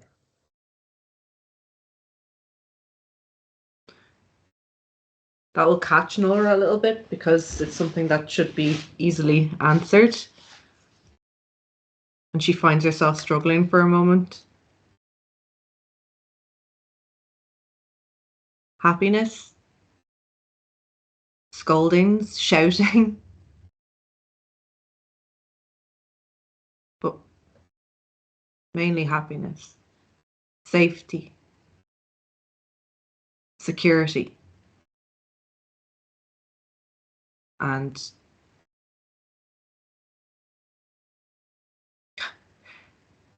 it's like I remember more of the feelings than the memories themselves, and I don't know why.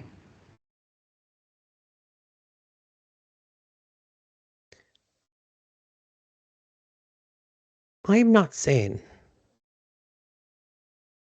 that none of that is true. But do you not remember who they are? Who they were? They're my mum and What dad. They were more than that. They were fighters. They taught me how to fight. Bet I could take you.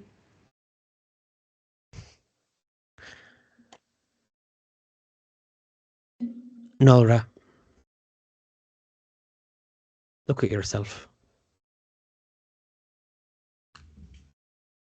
She'll draw herself up to her full height, fully aware that this woman is a dwarf and hoping she's looking a bit intimidating. As you kind of stand on your tippy toes, Nolra, kind of looking up into a small little mirror that was kept over the mantelpiece, you see yourself, your adult form, battered, bruised, broken, but unyielding.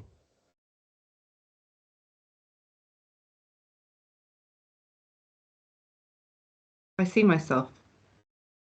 And I'm no use here. I need to get out to them. You're not ready. When will I ever be ready?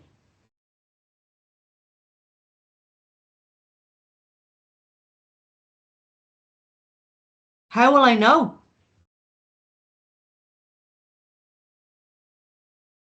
Beyond that door, Nolra Siler.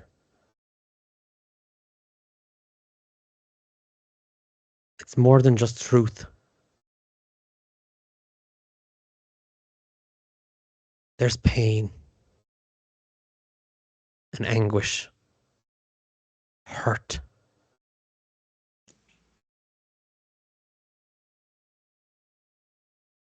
The world might not be ready for it, Nora. She'll spit on the ground and say, well, that's nothing new. I'm used to pain and I'm used to hurt and I'm used to fucking anguish. And if it means I get to save my family, I don't care. I'll take it all again. It doesn't scare me.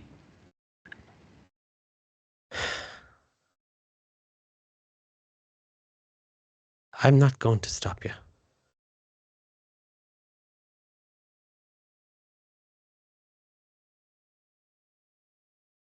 I hope you come the better of it. And in time, I hope you'll come back to us. She'll go to take a step out the door and then stop and turn back and say, watch over my sister. And she'll get confused for a second because she immediately thinks of Mooney and Diara, and that doesn't make sense for a second. She's down there. Protect her. I can't protect what's always happened. What do you mean? This is a memory, Nora. I can't change it. Well, then what's the point of me being here?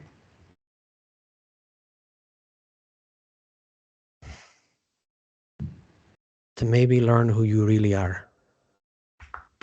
I don't matter. And she'll point out the door and say, they do. And she'll walk toward the door.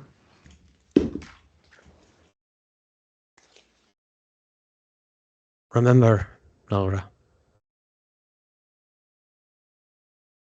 you cannot take care of anybody if you are falling to pieces.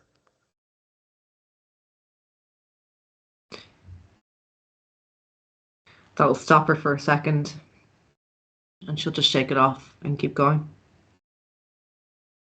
You reach for the door, and the walls begin to vibrate. The whole space in front of you begins to grow hazy. Give me a wisdom saving throw. Fuck. 14. You struggle to reach for the handle. You feel all of the weight of the world cling onto you. Something, someone, somebody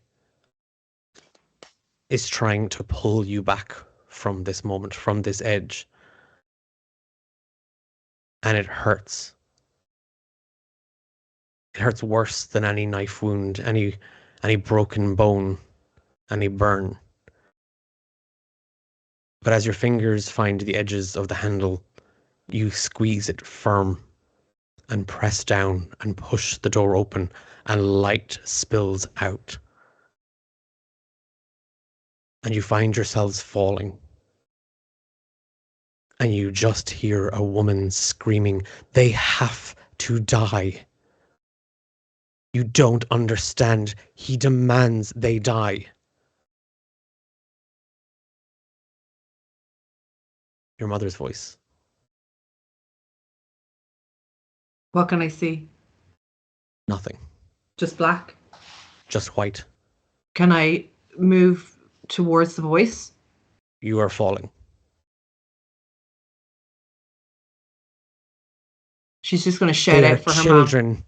They are children. They are your daughters. They are your blood. They are your kin.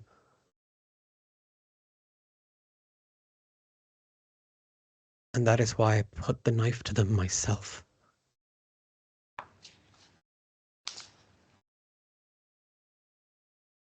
I brought them into this world, and I will take them from it. Nobody else. I'll carry that burden. That shame. You're a liar. You do this for yourself. You do this for him. And what it means to the Silers. Your clan is broken. Hurting, killing our little ones means nothing. It will not solve anything.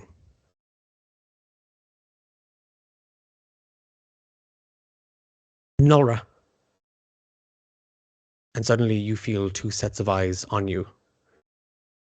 You tumble out the door, falling head over foot into a bank of snow. You look up and you see your father holding his belly, a deep knife wound. He howls in pain, a wolf's cry. Run, Nulra, run. Can I see anything And else your around mother- him? Your mother lunges at you. As a hand snatches like a claw through the... like a claw, a talon, razor sharp, filled with intent. Her eyes burn with hatred. And just as you feel them close in around you, there's a biting pain. And then she's knocked to one side as a wolf bears itself down on top of her. It was a wolf. It was wolves. You were attacked by wolves. And as you clamber to your feet, you hear someone scream your name. Nulra. Run! And your legs carry you as fast as you can. And you look back over your shoulder and you see a powerful, great, wounded wolf bear down on top of a twisted shadow. There's a flash of fang and silver. A howl cut short. But you run. The pain, the burning in your muscles, the tiredness, the air. Oh God, the air, it's so cold. And your feet. And you don't know where you're going and it's so dark. And briar and branch snag and catch pursuers looking to block your way, but you push through, you bulldoze through. And you hear a wolf cry out. A low,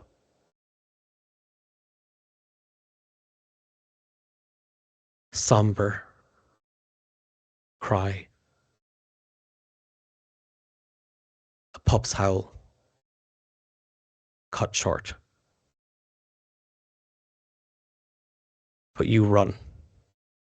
You run until the whole world, the stars, the snow, the ground, the trees, the air, it spins and you cannot run any further.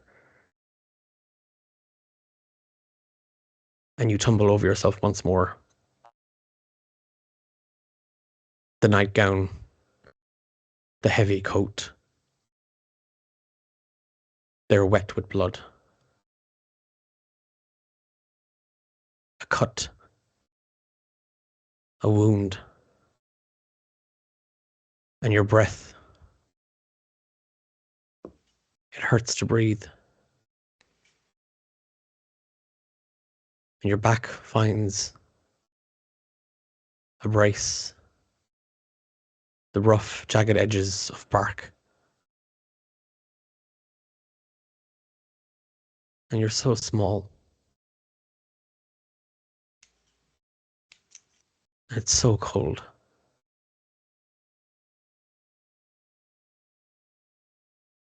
And the stars, there's so many stars. But the sky is getting darker. And you're breathing. It's hard to breathe now.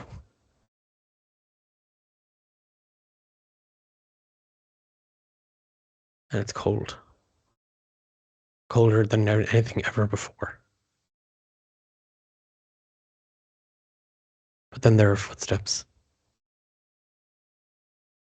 Soft, quiet footsteps. Whispers on the snow.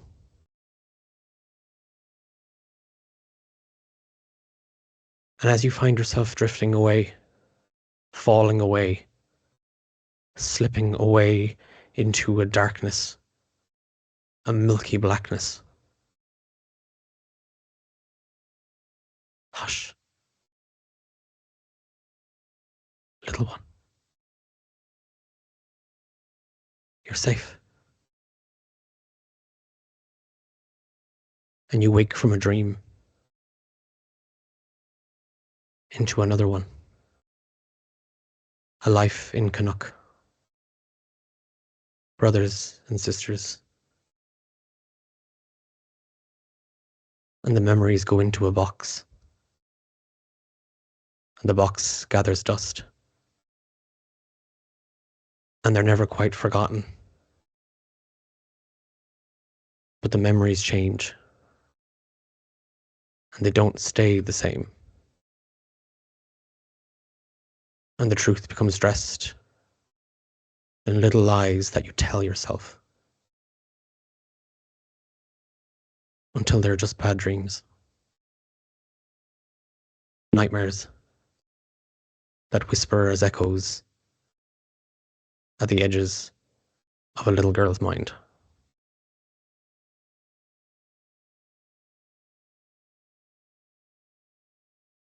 And you find yourself sitting in this small hold. Someone is holding your hand very, very tightly. It's a small child's hand.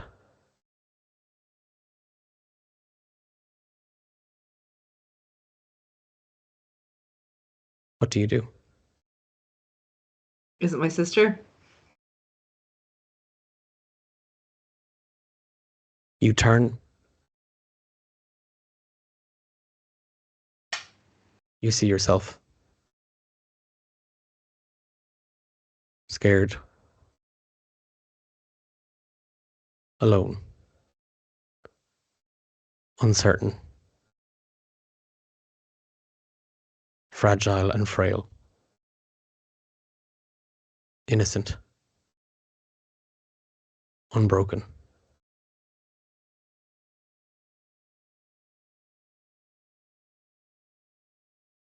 Just me. Just you. I'm gonna I'm gonna push the hatch open and put a hand out to her and pull her through. We have to go now.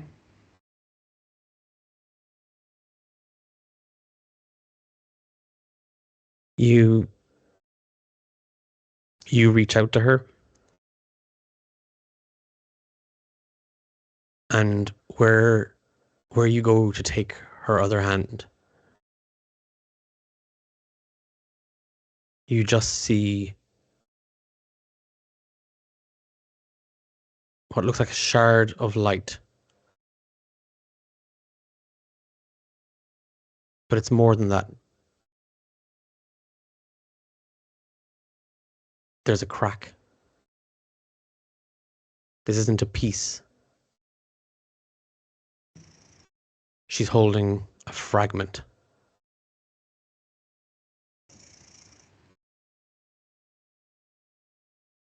What does it look like? It looks like light and dark. What is that? As you she looks at it, and she looks back up at you.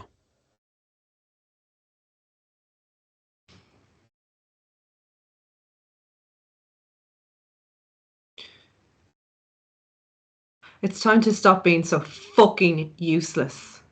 I'm gonna snatch the fragment. You reach out for it, And when you do, you feel empty.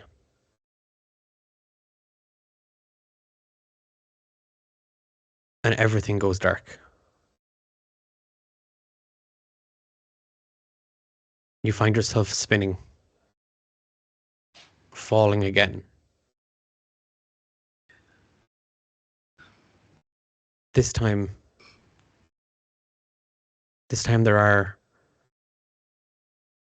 there is nothing.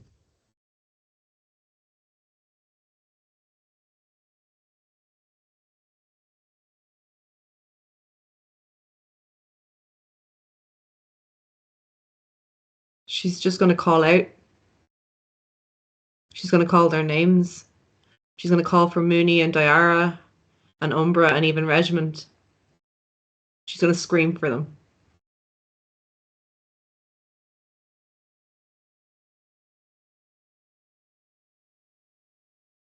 Diara, Umbra, Mooney, Lunasa. I didn't call her.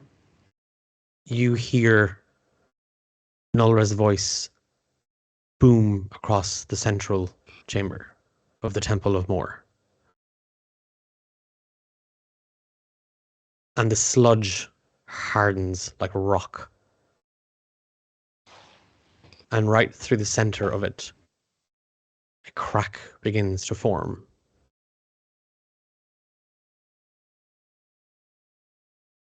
Frozen air just explodes upwards, a gush of sleet and snow, hail and ice whips and lashes out at everything around it.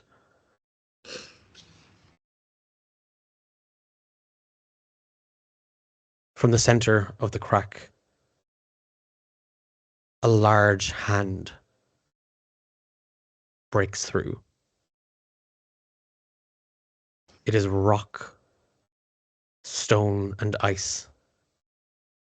It is clear as crystal.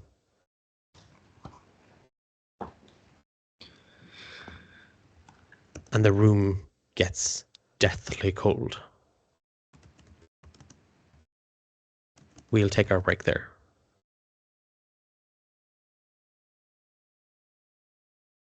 Oh, no.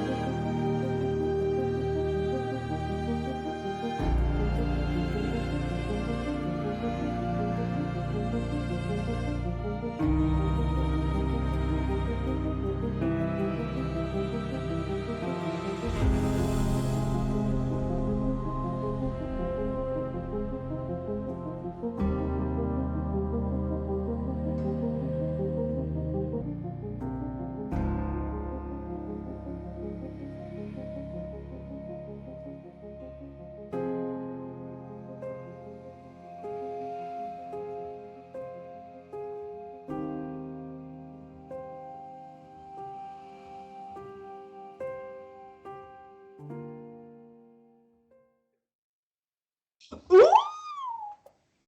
We came Oh, back no, she's exactly as you squealing. made that sound. Beautiful. Ooh. Happy Christmas to me. Okay, so before we go any further into the session, slight thing to maybe I was just saying to the gang before we kind of go any further, maybe I should explain what's about to happen here. When we started coming up with Rise of the Forsaken, I had mentioned to the players that this wouldn't just be another game of this wouldn't just be another one of Declan's silly D&D games. That we would be doing. I would be attempting to do a couple of other bits and pieces, and part and parcel of that is the idea of who the Forsaken are, or could have been, or would be, and with that, we're about to see kind of an element to this, and I had thought maybe about using a different system to bring this mechanic in, and instead I have gone in a very, very different direction. When we eventually get back to DM notes and stuff, I'm more than happy to talk about it in a little bit more detail. Or if you're on our Discord and you want to know what it is I was doing and have questions, feel free to ask there. But effectively, Nulra is Still here, but in a new way, as a hand made of black onyx tears itself out of the sludge. Frozen chunks of it break away as a second hand erupts outwards, and you see arms made of frost and ice and stone, and the form of a woman with hair made of frozen wind and snow whips around violently. A crown of jagged crystals and stone tangle in her hair, a mask covering her face, a helmet, a warrior's helm, breath cold as winter ripples from the mouth guard, and a woman rips herself out of the earth. This form made of rock and stone, sleet, snow, and ice. The temple begins to vibrate. The roof begins to shake. Columns and pillars rattle. The Naga recoils and hisses, and in a snarled hiss, Forsaken! And Nolra, all around you, you see them. You see your brother, sisters, allies, friends, family, and something else takes over. And all of you watch as this towering warrior, rock and ice and woman, holds one hand out, and the wind that whips violently, screaming through the temple, begins to manifest and coalesce at the edge of her fingertips. Dirt, stone, snow harden in her grasp. And a great axe made of black pearl and pearlescent ice forms in her right hand. And in her left, a shield made of basalt, a tower shield, forms in her left. And the Ancestor Sentinel, the first of the Forsaken, has awoken. Action. Me? Yeah. Oh, he's giving me so much to read. I'm so excited, lads. I can do things. I'm going to cast Raging Winds using a fragment. Can I do that? Yeah, you can. Okay. Because this is not a D&D thing. Would you mind reading out what that is? Because everyone's going to be like, what the hell's a raging wind? Me. I know what that is. I did finish that sandwich. The Sentinel takes an additional swing with its great axe the next time it attacks, and on a hit, it adds 1d12 thunder damage, and the target is knocked back 10 feet. If the target was engaged in combat with an ally, the Sentinel attacks with advantage. Can I fuck the Naga up? You can attempt to fuck the Naga up. You can make 3 attacks with your Winter's Axe.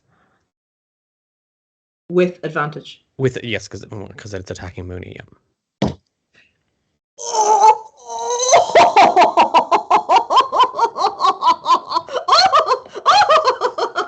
Nat 20 on my first one. I'll roll again just in case it's better than a 20. No, that one was a 12, so I'll take the 20. Okay. Yeah, the 20. The nat 20 hits, yeah. Do you want to roll the next 2 for me? I will, yeah. That was a 6. Let's do my advantage. Oh, that's better. 24 for the next one. Yeah, that also hits. Yeah, surprisingly. 23 for my third one. Yeah. Oh, surprisingly, they all hit. Yeah. They all hit. So now one of them will do the extra damage. So will I just do the base damage first, Jacqueline? Would you like me to do that for the first two? I'll just add the 12 for the 20. Okay. Yeah, so we'll add the 12. So just 12 first of all, and then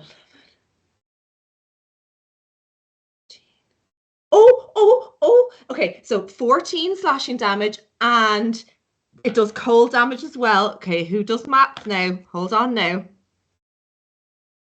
So 14 slashing damage. Sorry, lads, I'm so excited. I actually get to use dice I've never used before. I'm horny here. 3, 4, 5. And 5 cold. So 14 slashing and 5 cold for the first. Yeah, I'm writing hit. it down. Don't worry. I got you. Plus the 12 from my 20. Yeah. Second one is 9 slashing damage. Yeah. And 6 cold damage. Mm-hmm. Third one is 13 slashing damage and 8 cold damage. Okay. And and a d12 of thunder. Oh, that's only 3 of thunder damage, but still. Now, is anybody else doing the math, or is it just me? Fuck off. That's your job. That's your job. Because I have that up. I don't know if anybody in chat's been doing the math. And if you're watching back this video and I made a big boo-boo with the numbers, let me know.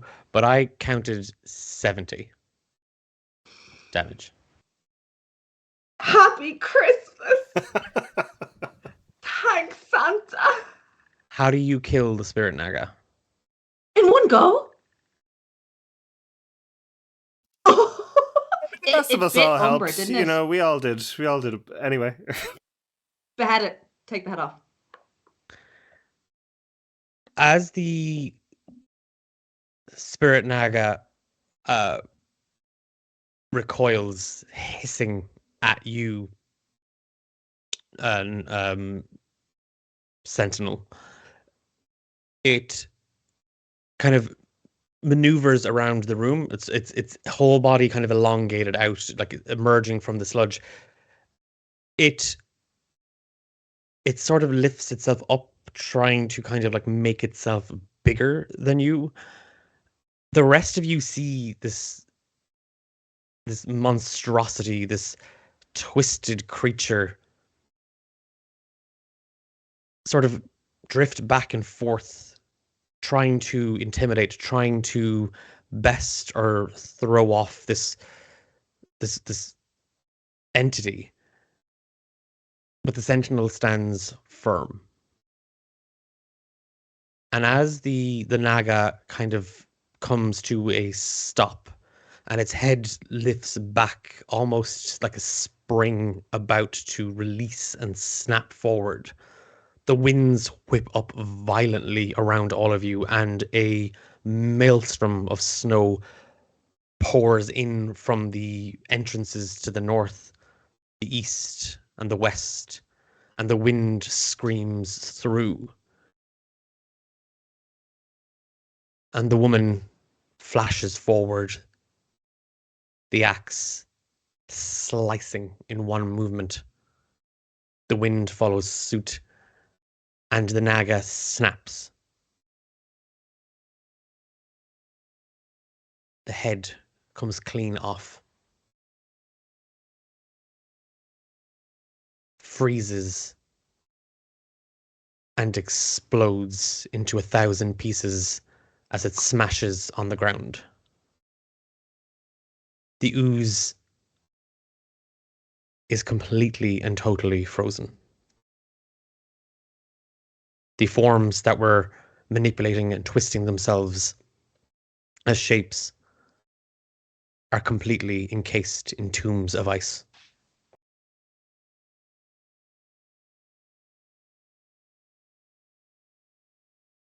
Diara, Umbra, Lunasa. Lunasa. You know who that is.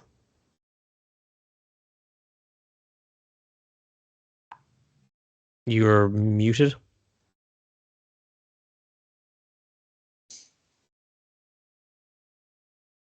Nope. Gone.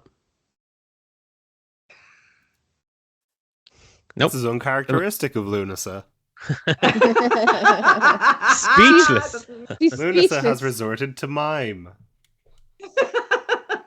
Nope. No. Mm-mm. I did see fuck's sake though. I could lip read that part. Oh, Now? Yes. Yes, we can hear you now. Okay. Sorry. No, you're fine. I know the You know Yo. that entity is Nulra. You know that it is a Forsaken. You know it should not be here.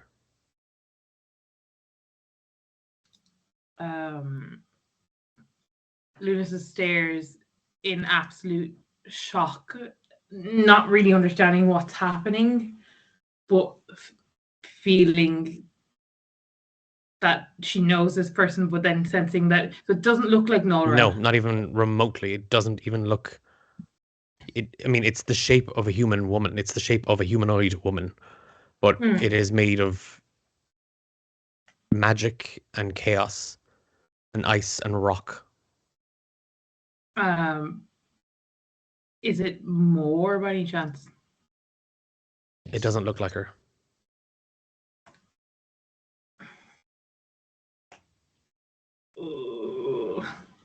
Lunasa tries and speaks out to the thing and goes, how did you get here? You're not meant to be here.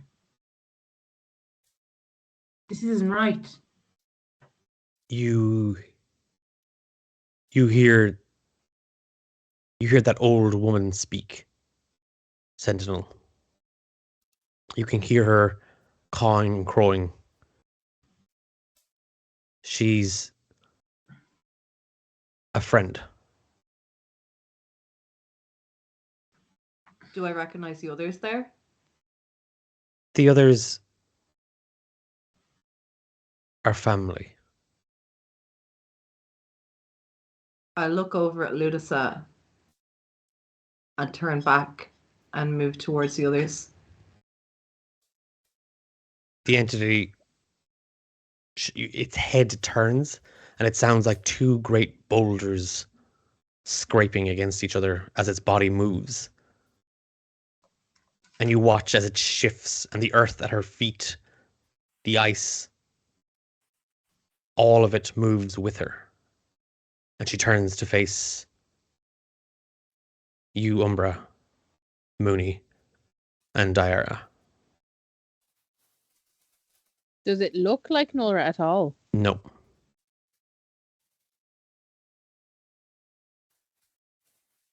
I think Umbra will go straight to Mooney. How's she looking? Was she down? She was down, Yeah. yeah. Yeah. Umbra will go straight to Mooney. I don't think he pays the Sentinel too much heed. It's weird, but like, you know. He'll run over to Mooney and give her all he's got left, which is a 3rd level Cure Wounds. For 8, 11, 16, 19 HP. Cat, if you're there, that's for you. You feel the light, kind of the energy, Umbra, the energy in you, your body, the tiredness. As you cast the magic out, you can kind of, it is that sort of like almost the room kind of spinning just from exhaustion. And as the last that energy trickles down and out of you, wrapping itself around Mooney, you feel her pulse grow stronger and her eyes blink open. The Sentinel's gaze still fixed on the three of you. I think there's an uncomfortable second where Umbra realizes that he's closer to Mooney than he would have let himself get otherwise, considering his considering what he found out last time, or the time before. And as soon as he sees she's stable, he kind of turns away and towards the sentinel.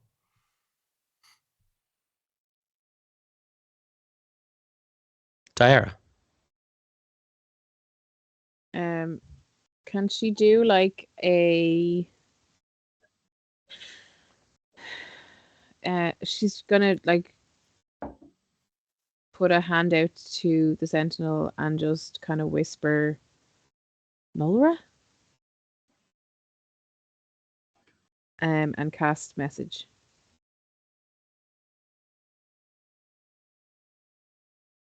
Do I understand her? As you stare down at Umbra and Mooney, and you see her kind of coming back to life, and you can actually physically, or rather metaphysically, you see the energy and the connection to the life kind of reaffirm itself within her. You hear a voice call out a name, a memory of a name, a memory that's in a box on a shelf.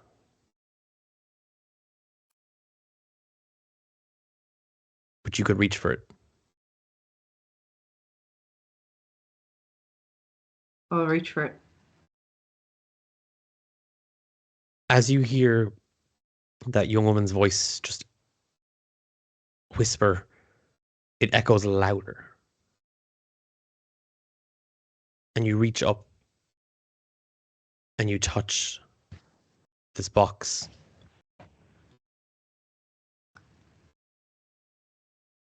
Nolra. Run.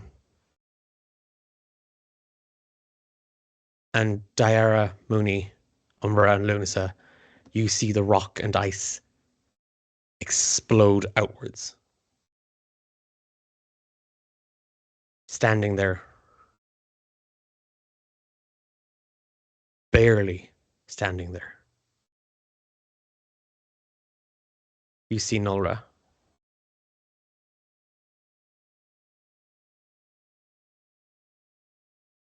And she collapses.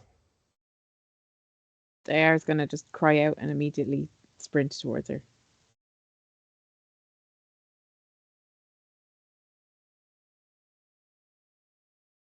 What's everybody else doing?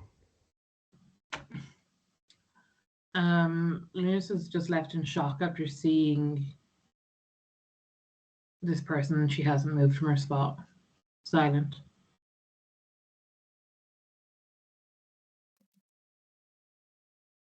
I think Umbra goes and just to busy himself more than anything, Umbra goes and scoops up Brassica and carries him over to through the sludge, or what's left of the sludge if there is any. It's there. It's rock hard though. It's frozen over. And he hops down onto kind of Mooney, and he kind of like nuzzles into her a little bit.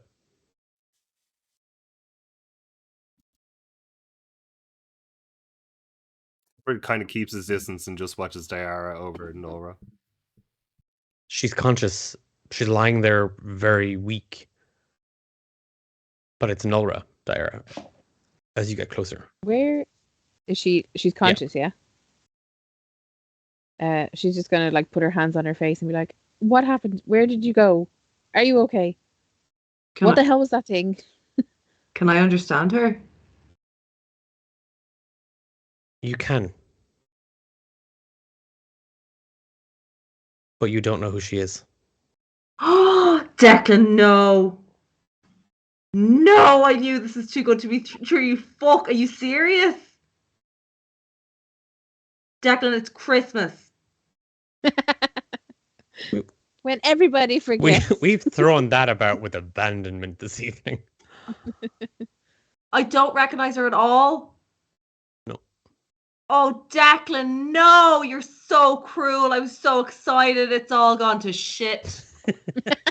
You should do sports commentary for the World Cup or something. Literally the one sports reference you could have made, and you're like 2 days too late.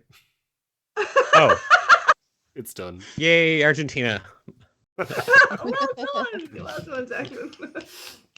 And I have no recollection. I have no connection to this person over me. No. No clue. Do She's I sexy. sense anything from Nolra?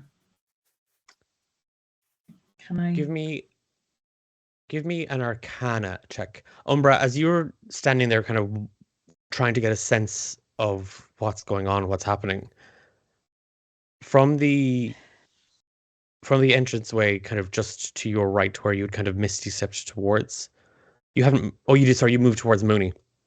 But kind of with kind of one eye on that as that's the opposite way we came in. Emerging No. from the doorway, you see the high priest of the temple. Ooh. What did you get on your perception? Or sorry, Arcana. A 9, but actually I'm going to use my inspiration just to roll again. Give gifts. And it's Merry just- Christmas, everybody. Merry Christmas. My D20. Doesn't matter. I got 4. Okay. I take back the Merry Christmas. Shitty Christmas to Lunasa. You're not certain, Lunasa. There's something. Your gaze is fixed on her. That is her. That's that annoying one again.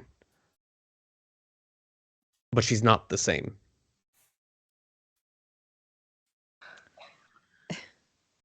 I did. Lunasa is gonna ask Golia, her familiar, did you recognize that yoke before? We knew her. The big mountain lady. Yeah, that one. Come on, you have a better brain on you than I do. Come on. What? You took my brain out and you filled it full of sawdust. Jesus, you're always going on about the past. It's fine. And he sits down and he kind of just like his back paw, like he literally sits down, his tail sticking out under his arse, and his paw just starts to kind of scratch his chin like he's thinking about it.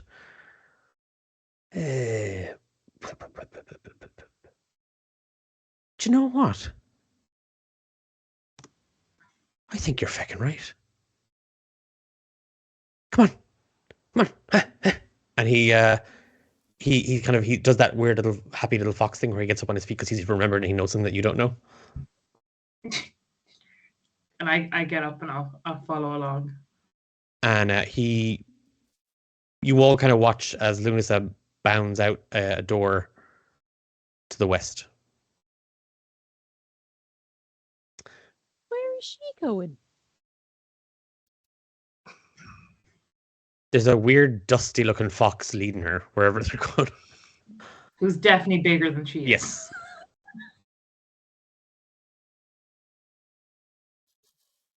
Nola's There's going to just- back away from Diara.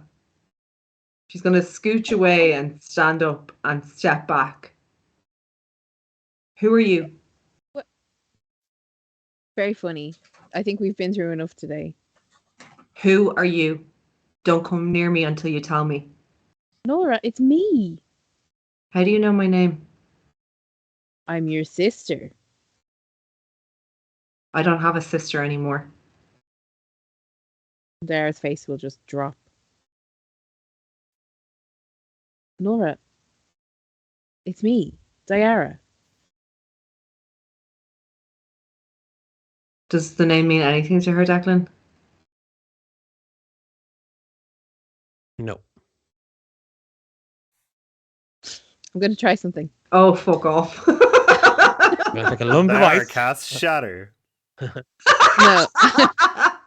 I'm going to If you cast shoot command. Umbra with lightning bolt, she might remember Yes. that. Core memory. She's going to cast command and say, Nora, remember. Oh. What do I have to do? It's a wisdom saving throw of 14. My forte. Here I go, baby. That's an 8. As you take Nulra by the shoulders, and Dara, you're literally up holding her, and the magic wells at your feet rises in the breath that you inhale. You feel the air and the magic caught. Umbra, the High Priest, Vargol, shuffles further into the room. Sorry, that's a cat trying to get in. I don't know if you can hear it. It's just literally there's a cat literally trying to break into the room behind me. So sorry. They're coming in with my level. Let them in. You're definitely not getting a level.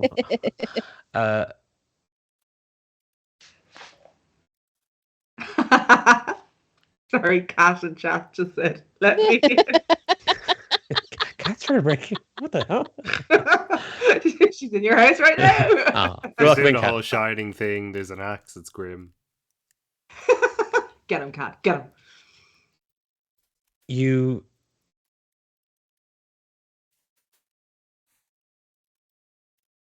hope. Hope is a very precious thing. Where you tread, you will need it.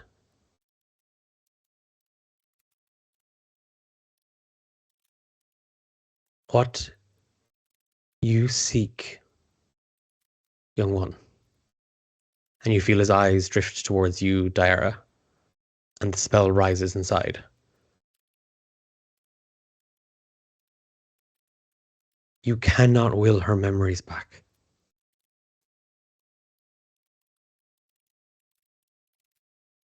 You can find them at the end.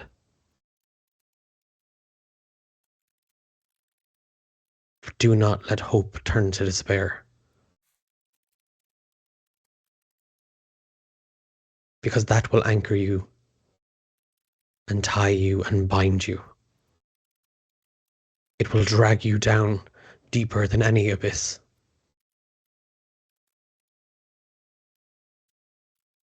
Hope can lift you. It can guide you.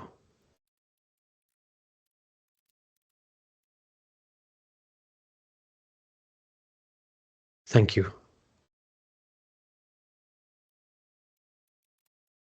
All those lost.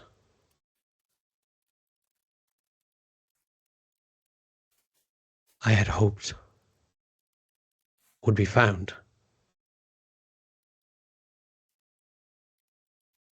I promised you something. And from between two heavy, deep sleeves, you see him holding, he lets the fabric drift back, and there is a small golden chest.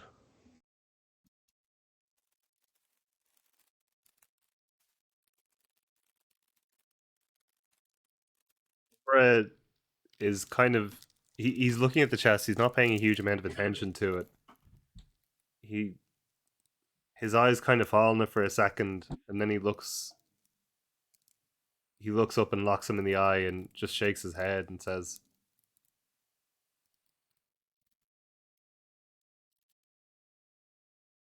I don't know how much more you think we're supposed to take of this sort of stuff. Is she? And he points at Nora. Is that it? Is she gone? The end of the road? Do we have to...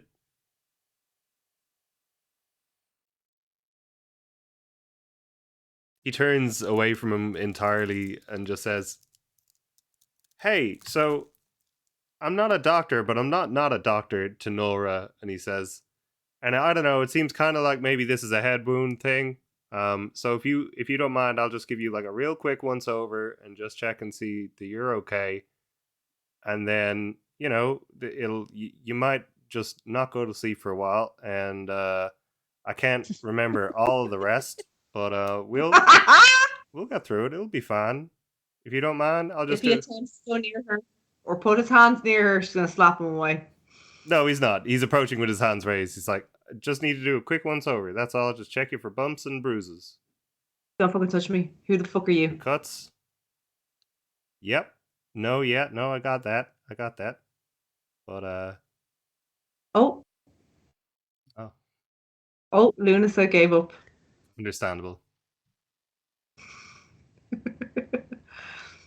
She left. Is there how many exits are from this room, There's Declan? 4. There's 4 doorways. And now, do I recognize the place? yeah, you recognize the place as a Temple of Moor, the place that your mother and father brought you and your sister every year on a pilgrimage to pay respects to your fallen ones, to the ancestors. Nola's going to back away from these people and make her way towards whatever door it is that's like the next step. Okay. Does she look healthy? Okay, so okay, there's a couple of different things happening as of right now. There's an old man trying to give you something. Nolra is terrified. Umbra is trying to do CPR, and Lunasa has gone wandering off for the fox, and also left the chat. So, and I'm also aware that Eilish asked for a hard stop at 10:30. So, if you don't mind, and if chat don't mind, I might do this thing a little bit more cinematically, if that's okay. Umbra, as you press slowly and gently towards Nolra, your sister, you see her take a step back. She stands firm. She's not frightened, but she's uncertain. She's unsure. She doesn't appear to be... Oh, there she is. There she's back. She doesn't appear to be herself. And as you attempt to see if she's okay, you see her take a step, a lunge. She darts towards the entranceway you stepped through when you came to find her, when you came to help her, when Brassica alerted you to the peril that she and Mooney was in. And she rushes towards the entranceway, and you see her whole body give out. Exhaustion. 3 whole points of it, to be precise. The old man steps further into the room, still holding the box.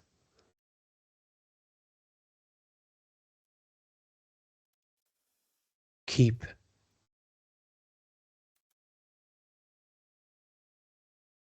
it safe. And remember, in the depths of despair, hope is a candle in the dark. And he presses a small golden box into your hands. And he vanishes.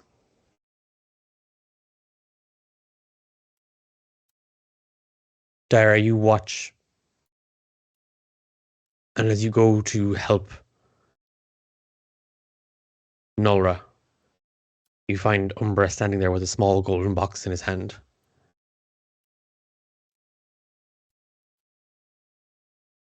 You flip the little clasp, and inside this deep navy velour interior, there is a small glass orb. A small little bag.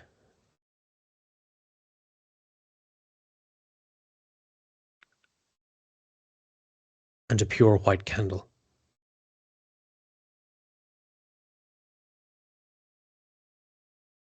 Lunasa, you meander down a narrow corridor out onto the balcony. Gull, yeah, kind of looking around. It was meant to be. It was here. It was the room was. Oh yeah, the whole thing is collapsing. And he kind of looks around, and you see that the temple is literally falling around itself. And he starts to dig and scratch. It's not much. It's not much, Luna, but remember you remember this. And he digs into the frozen stones and the dirt. And he snags something with his teeth and he pulls hard. And a chunk of cloth comes free. Stained mud brown. Cold to the touch. A piece of tapestry. And a flash of a memory. Blurred, unfocused, unfinished.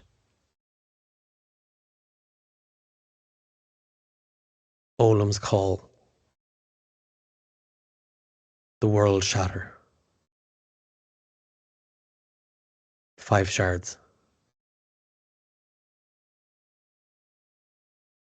And the wind howls through the Temple of Mor as the walls begin to crack and shake.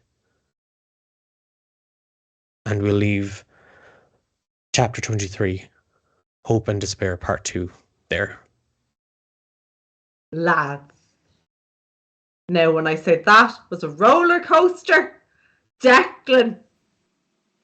Thank you so much to everybody for watching this evening. A special thank you to Fiona, James, Eilish, Melissa, and Kat for playing the amazing Nulra, Umbra, Diara, Lunasa, and Mooney. I'm Declan, and I've been your dungeon master. No, people are not getting a level just because it's Christmas. And we are D8 Dungeon, a group of Irish tabletop role-playing game enthusiasts who just love telling stories and sharing them with the world. If you like what we do, and you're new here for the very first time, you can go back to our YouTube channel and watch all of Rise of Forsaken, books 1, 2, and 3 over on YouTube. You can check us out on social media at D8 Dungeon. We have an awesome little Discord server where some of the nicest people on the internet hang out, and we talk about the shows, we talk about TTRPGs, we share silly memes, we even organize the odd Secret Santa and stuff for people to do. So hopefully you check that out. Very, very quickly, just to mention, we've got some discount codes to give out to people. And the first is from our good friends, the Rook and the Raven. If you are looking for a campaign, that's what my players do in my campaigns. They campaign about my stories. If you're looking for a campaign planner or a player journal, look no further than the Rook and the Raven. They give out some, they create some amazing, totally customizable notebooks that you get to build to your own heart's content. And if you use the code D8 Dungeon at the checkout, you get 15% discount, and we get a portion of the sale, which goes towards us creating more content and doing more of this stuff. So that's the first one. Go on. And no. And it's Christmas. The other one to mention are our secret crushes that are not so secret, Dakota Irish. And they have given us a discount code that is up and running until the end of this month. So you have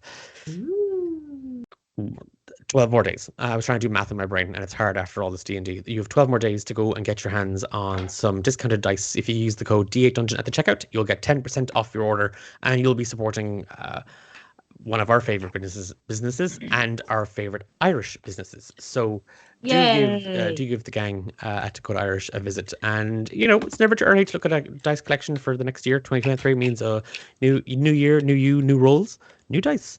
So new characters, possibly some of you. We'll see how it goes. That is it from us. We won't be back in 2 weeks' time. No, we're taking a quick little break for Christmas, the old Christmas holidays. That would mean our next episode is, in fact, the 9th of January. Okay, 9th of January. That's ages away. It is. It's ages away. It gives me time to figure out what I'm doing. 'Cause, you know. And until then, there will be another episode drop of Romancing the Dungeon. Just before that, it'll be dropping on the 6th. So you've got plenty. You can go back and watch all of Rise of Forsaken, you know, on YouTube, or you can head over to any of your favorite podcast platforms and listen to Romancing the Dungeon there. And we have a very, very, very, very, very special guest coming to join us very, very, very soon. So It's not you, James, though. Anywho, and no, y'all are lovely. Y'all are some of my favorite people on this planet. Y'all know that. We want to say good night, and from me, on behalf of the rest of the D8 Dungeon crew and that horrifying fucking Santa, just to say, whatever you're celebrating over the next couple of days, I hope that you are doing it with people who love you, mind you, and care for you. And I hope you have a very, very happy and safe holiday. And we'll be here in, you know, a couple of weeks. And again, you've a welcome and safe space over on our little Discord server. So why not come on over there if you want to spend Happy Christmas with us. everybody. Mind yourselves. Take best care of yourselves. And we will see you very, very soon. Good night. Love y'all. Merry Christmas. Merry Christmas.